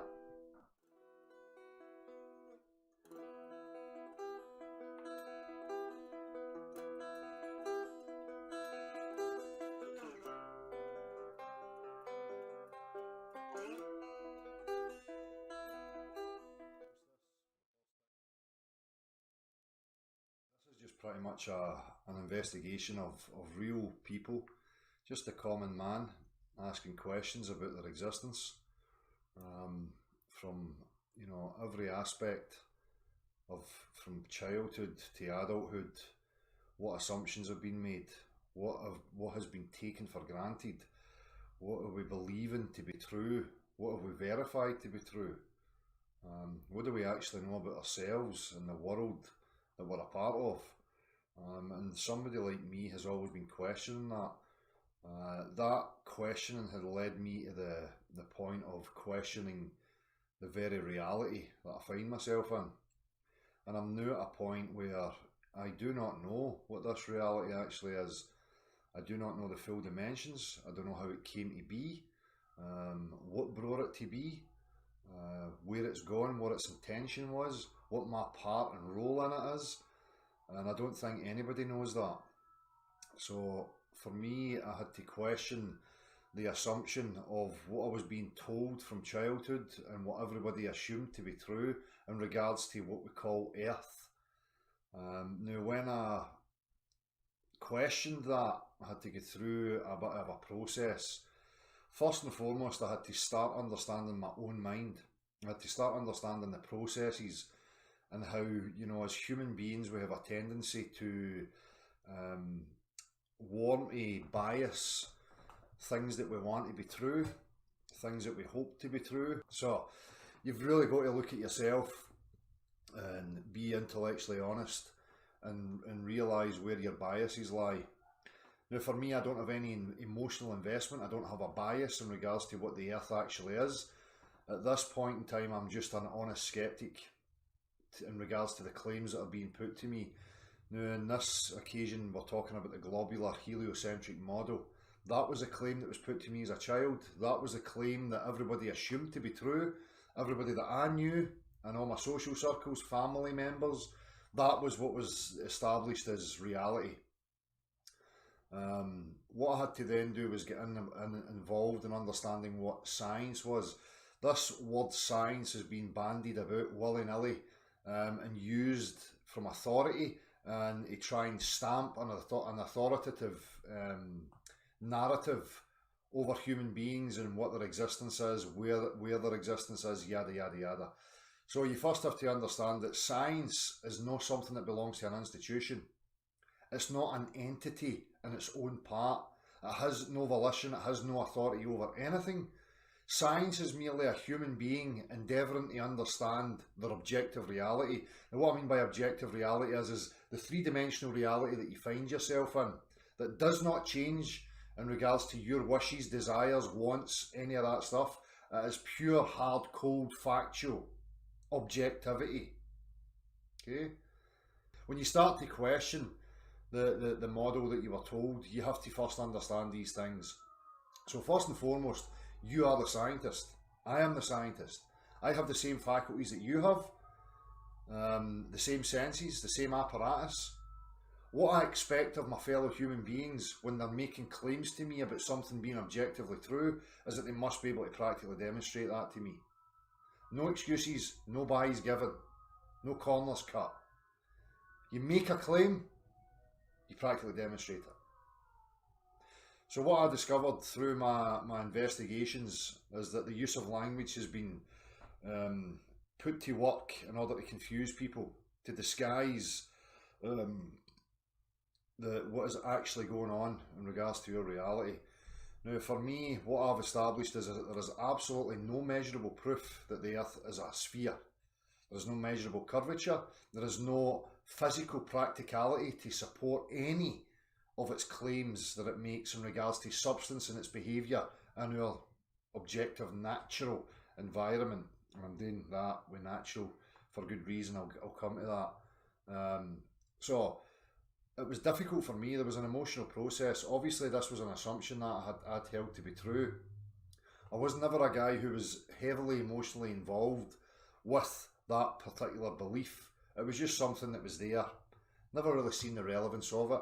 Obviously, until you make other discoveries, then you come to the realisation that it is the mother of all assumptions, and it's very destructive.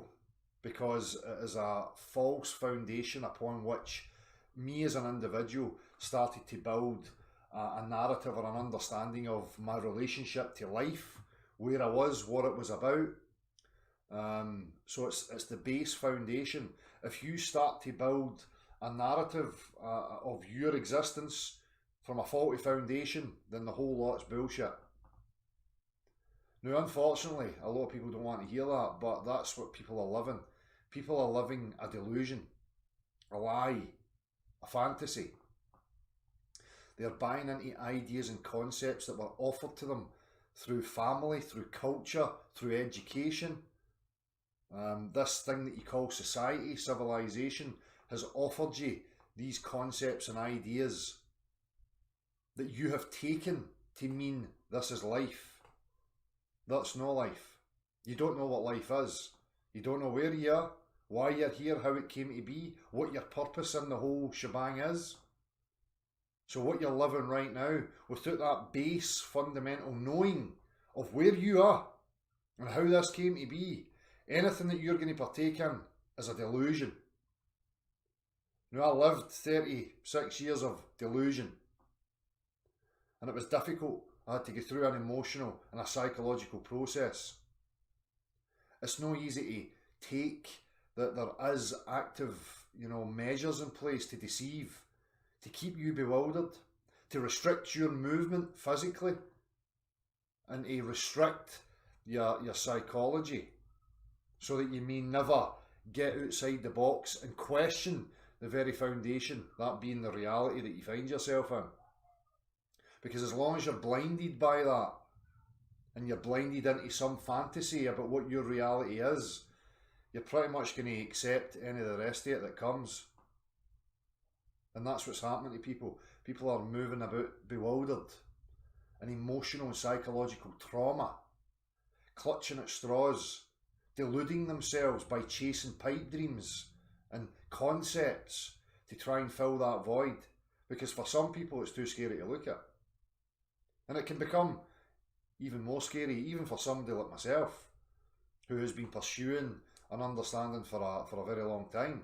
Now, I'll come to that, what's scary about it for me. And maybe some of you will feel the same. So, we'll come to that.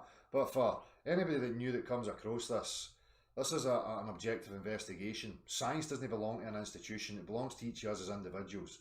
The heliocentric globe model is purely conceptual. It has no backing of practicality whatsoever. It's an abstract physics, right, that exists in paper.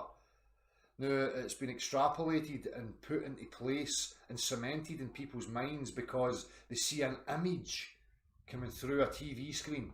Now, everybody has one of these in the corner of their room, which for me was deliberate, because then it can be utilised in order to control people, to feed certain agendas.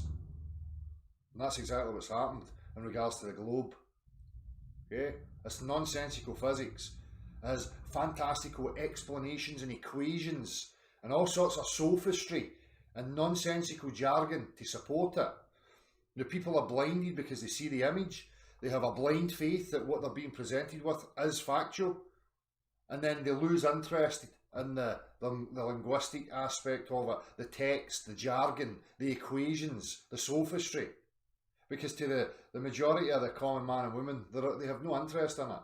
The majority of that stuff makes no sense whatsoever. So it's been put to you that mathematicians are the idols and that these people know and understand our reality and that you should just forget about it because you're no Albert Einstein. You're just common as muck Joe Bloggs. What capacity do you have to even compete with Albert Einstein and the likes? And that's what they've done to you. Disempowered you. And you need to snap out of that. This is not about idols and complicated language, sophisticated argumentations or any of that stuff. This is simply, what claim are you making to me about my reality? What substances are you making claims about in regards to my objective reality? Now, can you demonstrate that? That's it. Now, if you apply that to the globe, the thing that you felt to be true the majority of your life, you will find that it falls apart. Objective reality is screaming at you in the face. All the clues are here in front of you. But you're being blinded under a hypnotic trance of this image coming through your TV screen. Standing bodies of water don't bend. Water is incapable of supporting sheer stress. It is not an elastic putty that can conform round the exterior of shapes and objects. All practical applications assume planar geometry, that being that the earth beneath our feet is planar.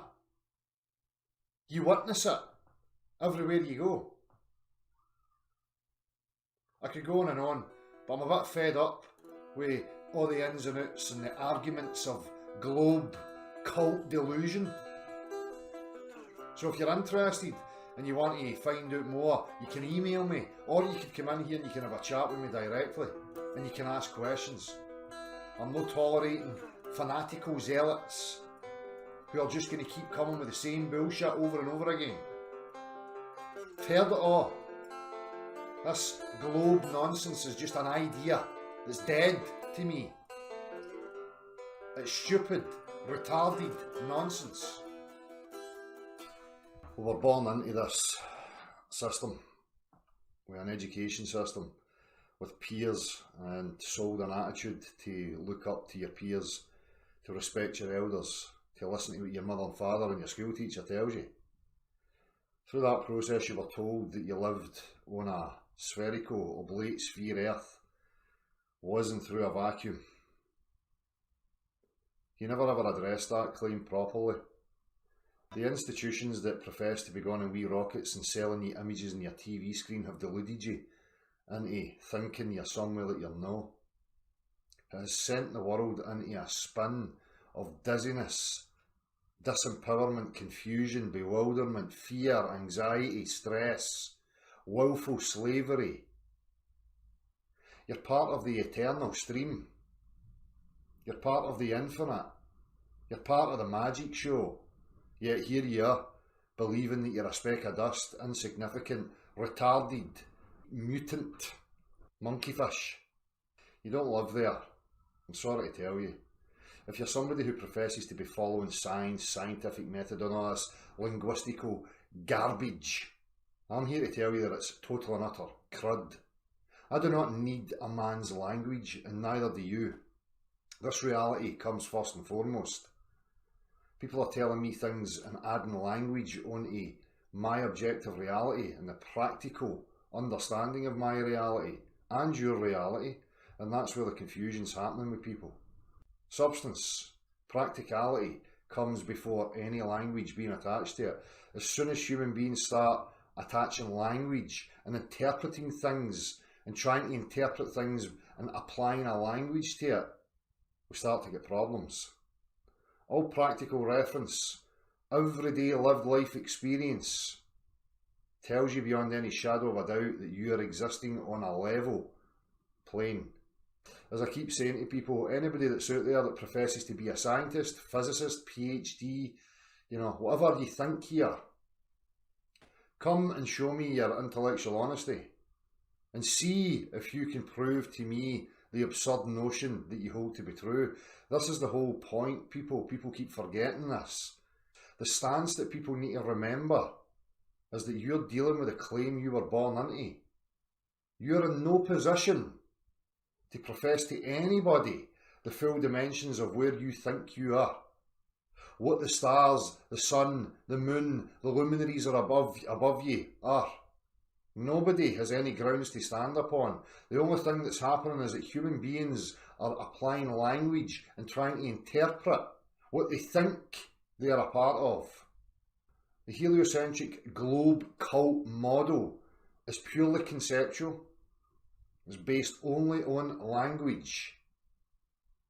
It builds mathematical concepts based on interpretations of visible phenomena. It's no reality. Reality comes first before anybody starts attaching language to it.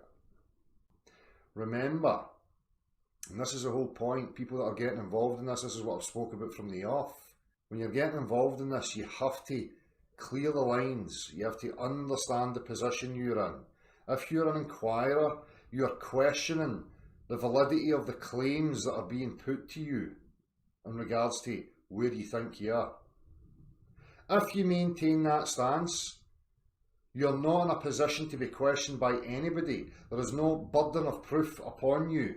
By applying a Socratic line of reasoning, you can question all claims that are being put to you and see if they hold up. Can they be backed by practicality? Can you understand by a mechanical means some aspect of your reality that another man is professing to know about? If you cannot, you're dealing with a liar, you're dealing with a charlatan. This is why the globe mathematical concept only exists on paper and on your TV screen. It does not exist in the world of practicality, of direct experience. None of its claims can be demonstrated in a practical fashion. Absolutely none. This is why you only ever see plastic representations, plasticine, drawings, cartoons, propaganda agents left, right and centre, spewing drivel at you, while incorporating and utilising NLP propaganda tactics, swaying you with tonality, with facial expression, with body language, intimidation tactics, all the signs of manipulation. This globe thing is a cult. It has seeped its way in because human beings have not taken responsibility for their own discernment or their children. They are willfully participating in a concept and an idea that we call civilization, the structure that you call society. You're offering up your children as a sacrifice type thing so that you can go and chase your delusions and fulfill your idiotic notions and desires. Without the TV and this idiotic structure that we have in place, nobody in their right mind would ever take on board any of the bullshit narratives that come from these people. The globe heliocentric model is an absurd, idiotic insult. So, I am always actively seeking discussion with anybody out there. If you would like to meet up, have a discussion, demonstrate what you think it is that you have, if you want to convince me that the Earth is indeed an abstract mathematical concept known as an oblate spheroid, be my guest. I'll be continually going to be at your universities, your colleges, your places of work, and I'm going to continually make an absolute arse out of you. Because I think it's quite clearly established that even in the realms of academia, higher education students don't even understand the reasons why they believe what they believe. They have no clue. So what does that say about your higher education and your academia? You're just part of the cult, actively deceiving people. I'm sick and tired of this. You know, some people don't need to be lying, but see, at this point, I'm tired of the lack of intellectual honesty that I'm seeing from people. It's about time you snapped out of this wee scared kitten act. Straighten your fucking spine. Stick your neck out and step up to the mark. People like me are no going to go away. This isn't going to go away. It never has went away. This globe thing is the new kid in town. It's nonsense. Sooner you lot out there start realising that, the better. Because as I say, I've yet to meet anybody who can articulate and demonstrate any of the absurd claims that come from that model. And it's not even a model under the use of the word model as I understand it, being something practical, a small representation of something bigger, or a bigger representation of something smaller, using the natural substances, the actual aspects of the thing you're trying to claim. It's a fucking toy.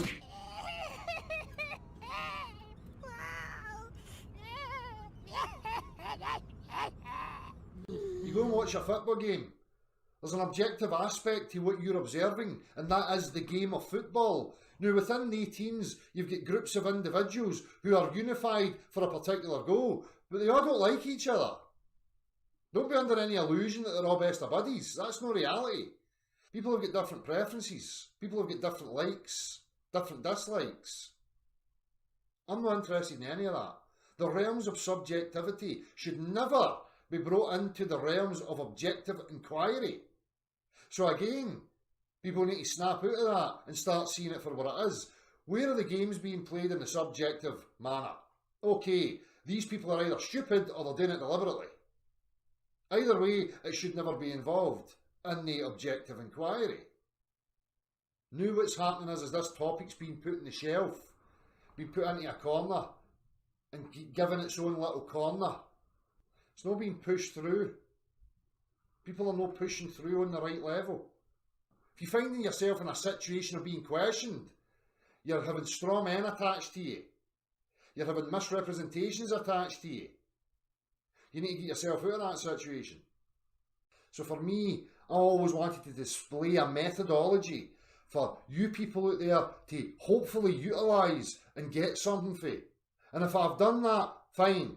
That was it. That was my incentive. My goal has been realised. The other aspect of that is to keep the pressure on these universities. It's the universities and their bullshit nonsense of peer review and their, false superiority. That's the issue. Because it's no your mum and dad out in the high street that are teaching your children about fucking, Big Bang cosmologies and heliocentrism. It's not them. It's the official lines that are doing that. It's the official lines that have to be pressurised. What's happening is it's been reaffirmed in their mind that it's a bunch of fringe loonies acting like Jehovah's Witnesses and that it's some sort of religious inquiry or model or concept or whatever you like. That's what the majority of people are thinking about it. Intangible objects that you can only see as a 2D representation do not define, nor do they give you measurable proof of the shape of the earth. It's a waste of time. All that's going to happen is you're going to invoke a never-ending debate because it's fantasy. These are no things that we can understand in 3 dimensions. They can't be quantified properly. They can't be understood properly. 2-dimensional representations that are being interpreted into mathematical models of interpretation. That's what they are. I thought we understood the pitfalls of that type of thinking. I thought we understood that it has to be eradicated. I thought we were trying to move and evolve our thinking. Raise your intelligence. No perpetuating it under the guise that it's truth and we're going to make a difference and all that, because that's not what I see. What's allowing this to happen is that the mainstream media now are creating a wee corner, a wee secure corner, and basically saying subtly, okay, we accept there's these people and this question's there, but look at them. They're just a bunch of crazies. They just need security from each other and their wee conferences and their wee safe corner, and that's fine. Just like the Jehovah's Witnesses and the Jesuits and the Protestants and the Catholics and the friggin', just give them a wee corner. Now this isn't an ideology. This isn't fantasy. This is about real people standing firm on what is objectively true and what they can demonstrate to each other so that we can highlight and eradicate the people that are amongst us playing fucking manipulative games, actively trying to deceive our children, creating structures that benefit them. Well, decent, good people are suffering. It's just no truthful. There's no honesty, there's no integrity behind any of it. These people are selfish. They're the narcissists. They want a limelight. They want attention. They want you to be controlled because they're insecure. And these people that are insecure are the most vicious people because they will do anything to satisfy that insecurity. And that means gaslighting you and I, lying, manipulating, stealing, whatever it takes. I'm just not made of that stuff. I have integrity. I have a fucking spine. I have self-respect. This question is objective. It has to remain in the realms of objectivity. People need to start recognising when things are being attached that are in the realms of subjective. things that have been attached to manipulate you on an emotional level. Objective reality is not trying to manipulate you. Objective reality just is cold. It is what it is. What you experience isn't a lie. Bodies of water, lying contained in level, are not telling you lies. They're practical references for you to understand your reality. You don't need language. You don't need groups of people showering you with fluff. Snap out of it.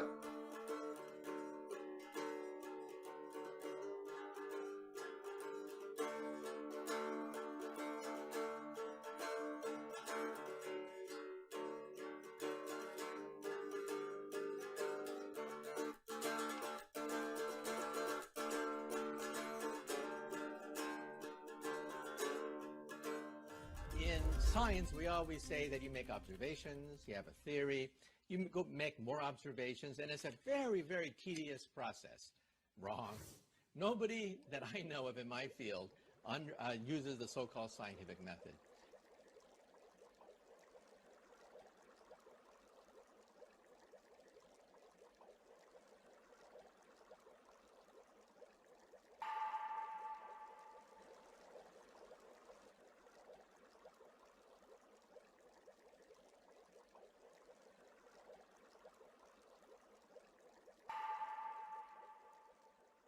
So, it's probably a good place to start. You know, somebody was making the point of a real life interaction. You know, would that be classed as a debate? You know, I don't know if you heard, I'm just trying to say to people, look, debates, we're not looking to vote here and be swayed by argumentation or any of these things. We're talking about, you know, laying out, you know, how we discuss things with each other and what, you know, agreeing upon what we're discussing. You know, realising it's subjective, removing our emotions and our subjective biases and whatever else to focus purely on the cold hard facts, which brings us into substantiating stuff and, you know, objects of thought and whatever else, if you want to. Yeah. Well, before we kick off, I mean, I think one of the important things just to keep reiterating here is that we need numbers still, right, to actually make things happen. So more people still need to, how should I say, cross the river. Right, and stand up, be their own men, so that, you know, we have enough numbers to go out and explore, right? And I always just think part of that, Dale, is that people start to know their own mind, and make the proper discernment. Because only if you're empowered by that knowledge do you then realise the bullshit situation we're in, and the necessity to change it. Yeah. So, you know, I think all of what at least I try to do is to, I don't know, break down the way I see it from my experience, where those discernments have to happen, where people need to really hone in and say, okay, yeah, I understand those parts of the deceit, so that it can't happen again. You know, I mean, I'll get back to that. There's nothing worse than the next generation getting suckered into the same shit we had. So, you know, as far as I'm concerned, it is about, you know, getting knowledge out there. And one of the things that, you know, we've talked about now numerous times is this self-evident truths, right? Based on our constitution, and the fact that you don't need a language to practically demonstrate something to somebody, that water is wet, that it freezes now and again, you know, depending on the environment, the fire burns, that all these things are self-evident things that you do not need to use words to persuade or argue for. You know, in fact, it's absurd to argue for it as it is to argue against it. You know, you need to be a mental case in either way to see a debate in the fact that water is wet. Do you know what I mean? It would be as nonsensical for me to try and argue with somebody, it's wet, it's wet, it's wet, and somebody saying it's not wet. So, I mean, these things are a sign of a cult belief and a mental illness if you get into that debate. You have those self-evident truths, right, that we don't need to argue for or against. And as far as I'm concerned, these things are the basis of all our knowledge, right? So, you know, without those self-evident truths that we all know to be true, without any words or any explanations, but by way of practical demonstration, we can all go out and get wet. We can all go and get burned, right? Those are the things that you build on that knowledge, right, to the things that are less obvious. So, you know, you can have things that are obviously true and things that are not obviously true, but the basis of these things are the self-evident things that we all take to be true. And then you look at the things that aren't obvious and you try to explain them in terms of things that you already know. Yeah. And that's, if you like, the hierarchy of knowledge. Yeah. Yeah. And all those things, as far as I'm concerned, they'll have to be built on the physical, on substantial things. And then we have the sensible layer, is what I call it, like our sensations, our feelings, you know, twangs, toothache, pain, you know, all these kind of things that have to do with the way our physiology works. And then at the very top of that hierarchy, you've got the mental objects of thoughts, which are just ideas in your head. Yeah. Right? As you say, it's like people's opinions, it's like people's ideas and concepts. They don't mean anything if we're looking at it on a broad base, right? You know, that's somebody's opinion is not a natural fact or a self-evident truth, right? And But people just- need to understand that hierarchy. you know, And just to add into the hierarchy, the second tier there, you know, things that are not that obvious, it still comes into the realms of practicality. Now, I know myself as a practical person, it doesn't matter what topic or subject, if there's a practicality, you know, something that's substantial there that I can get my mind onto, I can understand it. And I think for me that's true for the majority. You know, everybody has that. If it's a practical reference, then you can have the understanding of it. You know what I mean? So absolutely, yeah. And I mean, those things, I mean, that hierarchy of knowledge, let's say, I mean, for me, they very much start at the very bottom. You have your constitution, you know, the body parts that you're made up of, the objective reality outside that has its natural laws that never change, right?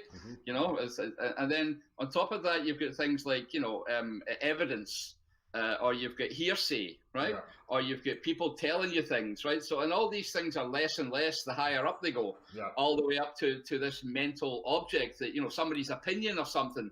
You know, that means diddly squat compared to what's happening down at the physical level of objective reality, which we all share, right? Exactly. So, and people are far too much caught up in this mental stratosphere, if you like. You know, we're being perpetually bombarded with, you know, ideologies and you know, with visible images to try and, you know, stake it up or emotionalize us, right? Yeah. And that's where people are just lost at that top. And, you know, I mean, I feel what we have to always do is bring people down through that cascade of knowledge so that they understand the objective reality. Yeah. And that's where, you know, water proves that, you know, we're on a level fucking plane. You know, it doesn't, you know, because it can't bend, right? Exactly. You know, and that's where we get back to this this topic of something being substantive, right? So, you know, you need to substantiate a claim, right? And substance can be used in practical demonstrations. Yeah. But if I look at, for, you know, I mean, to be honest, it started off there when I was just asking myself, why can't the globe prove their claims? Why can't they? Why do they not have any measurable, demonstrable, practical proof of their claim? And the very fact of the matter is, and we've said this a number of times, it's because it's just a concept, right? It's a mental object of thought that has no substance, right? And what they're doing is they're confusing our sensible world, right? The way we are, right? The way we see things, the way we hear things, the way our mind works. They're confusing us into believing that there is something physical, but it's not. It's just a purely mental object of thought. Exactly. Yeah. And mathematics is a very good example of that. I know it very well, right? That when you have mathematics and you look at, for example, all of the globe mathematics is based on two-dimensional spherical geometry, right? And I say two-dimensional very purposefully. It is a two-sphere. The difference being that they only mathematically they only look at the surface of the object and they ignore the fact that a curve has to bend in three-dimensional space. So that they're just taking the surface of a ball and they're abstracting that and they're saying it's a two-dimensional object that they can play with. Now, a two-dimensional object means that it has no substance. There's nothing inside it. It is not a ball. So every part of the globe mathematics uses two-dimensional spherical mathematics that has no substance. And that's the reason they can't prove any of it. That's the reason it will remain a mathematical concept of two-dimensional spherical geometry by playing with the axioms, but they actually have no substance. Which is why they've got to fabricate through the screen, you know, some three-dimensional representation or apparent three-dimensional representation of the concept. That's what I keep, you know, I say it all the time. You know, you've got objective reality shouting and screaming in your face and people are omitting it, ignoring it, hand-waving it away because they're so enamoured by what they see here two-dimensionally on a fucking screen. You know? But using colorations and whatever else that appears to be three-dimensional, and there's wee guys moving around about it and whatever, it's bollocks. No, it's bollocks. I mean, we've said this before. In fact, you have the very good example of if you look down at lampposts down away, far away, and people, they all look to be midgets, right? But we know that is just a function of the way we see the world, right? Of our visual perception. And it's those kind of things that they play on, you know, when they're trying to say quantification and using the visible world to bamboozle us. But I just want to point out to people that, I mean, people can Google this. You know, a 2-sphere and a 3-ball are two completely different things. A 3-ball is a real substantive ball that you can grasp in the physical, you know, reality, and a 2-dimensional sphere, which is all the globe mathematics, is just that. It's just a surface with no substance, and that's why all their claims are unsubstantiated. Exactly. So that's why they have nothing to show to practically demonstrate. And this is why they'll ridicule it, because as you say, the 3-ball in actual reality, water on it doesn't conform to it, doesn't stick to it, falls off. The 2-dimensional mathematical, you know, concept, it can stick to it, can do all sorts of fantastical things.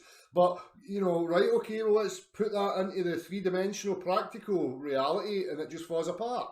Of course it does. Has to, because it's just a mental object. It's just a mathematician's wet dream, right? It's just, you know, him thinking up ideas, you know, coming up with axioms, formulating some definitions that he wants to be taken for granted by everybody else, and we all buy into it, right? Because he's the smart guy, so people buy into what he's saying, and they'll buy into his conclusions based on his logic. But all he's really done is just define things the way he wanted to, using word style, using grammar, right? And then using rhetoric and stuff to tell the stories around it. They have no substance. And, you know, you can even see in the mathematics has no substance. It's 2-dimensional. You know, it's like impossible. You know, so for me, it was, you know, just very clear when I asked myself the question, why can't they demonstrate any claims?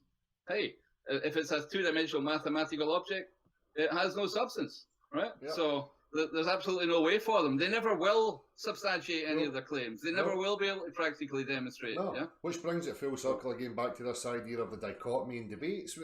There's no substance to it. There is no practical references. We're not talking about the concepts, the ideas within the minds, the objects of thought. There's nothing to be won or lost there. It's just, you know, what's cold hard reality? Demonstrate it for me. You know, these beliefs and claims that are being made have to be rooted and reasoned in something, you know, demonstrable. And that's that. Simple. It's a pink unicorn at the back of my shed. Do you want to debate me about it? Or do you want to just come and go in the back of the shed and see if the pink unicorn or elephant's there? Can I produce the pink elephant for you? No. So where's the debate? Standing bodies of water, bend and curve. Demonstrate it. Can he? That's not how the substance behaves. Right, so we've got a problem now. In science, we always say that you make observations, you have a theory, you go make more observations, and it's a very, very tedious process. Wrong. Nobody that I know of in my field uses the so-called scientific method.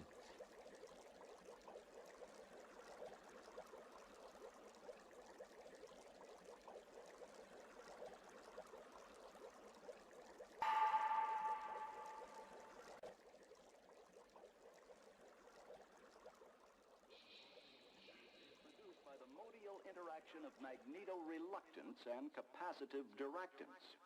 The original machine had a base plate of prefamulated amulite surmounted by a malleable logarithmic casing in such a way that the two spurving bearings were in a direct line with a panometric fan. The latter consisted simply of 6 hydrocoptic marsal veins so fitted to the ambivation lunar wane shaft. There's nothing to debunk. It debunks itself. When they can't offer you practicality and a definition of what it is they're actually claiming.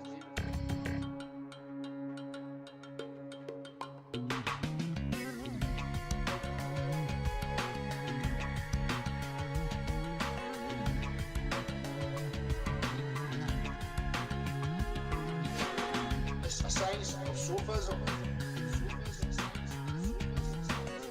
It's a science of cartoons.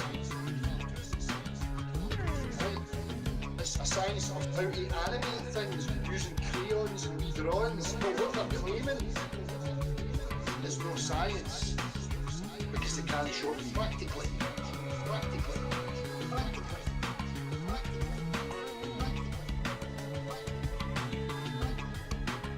There's no science. It's a science of deception. It's a science of deception.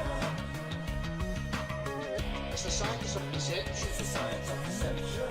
Is it fucking that up? It's a science of deception. It's a science of deception. Right? It's a science of deception. It's a science of deception. Is it fucking that up? It's a science of deception. It's a science of deception. It's a science of deception. It's a science of deception. It's a science of deception. Is it fucking that up? It was a abnormal rhodosodelta placed in panendermic semi-boloid slots of the stator, every seventh conductor being connected by a non-reversible... It's a science of sophism. It's a science of cartoons. Right?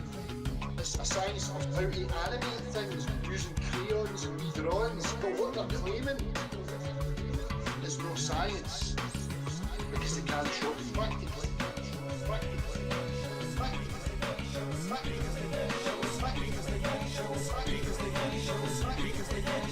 There's no science. It's a science of deception. It's a science of deception. It's a science of deception. It's a science of deception. Is it fucking that up? It's a science of deception. It's a science of deception. Right? It's a science of deception. It's a science of deception. Is it fucking that up?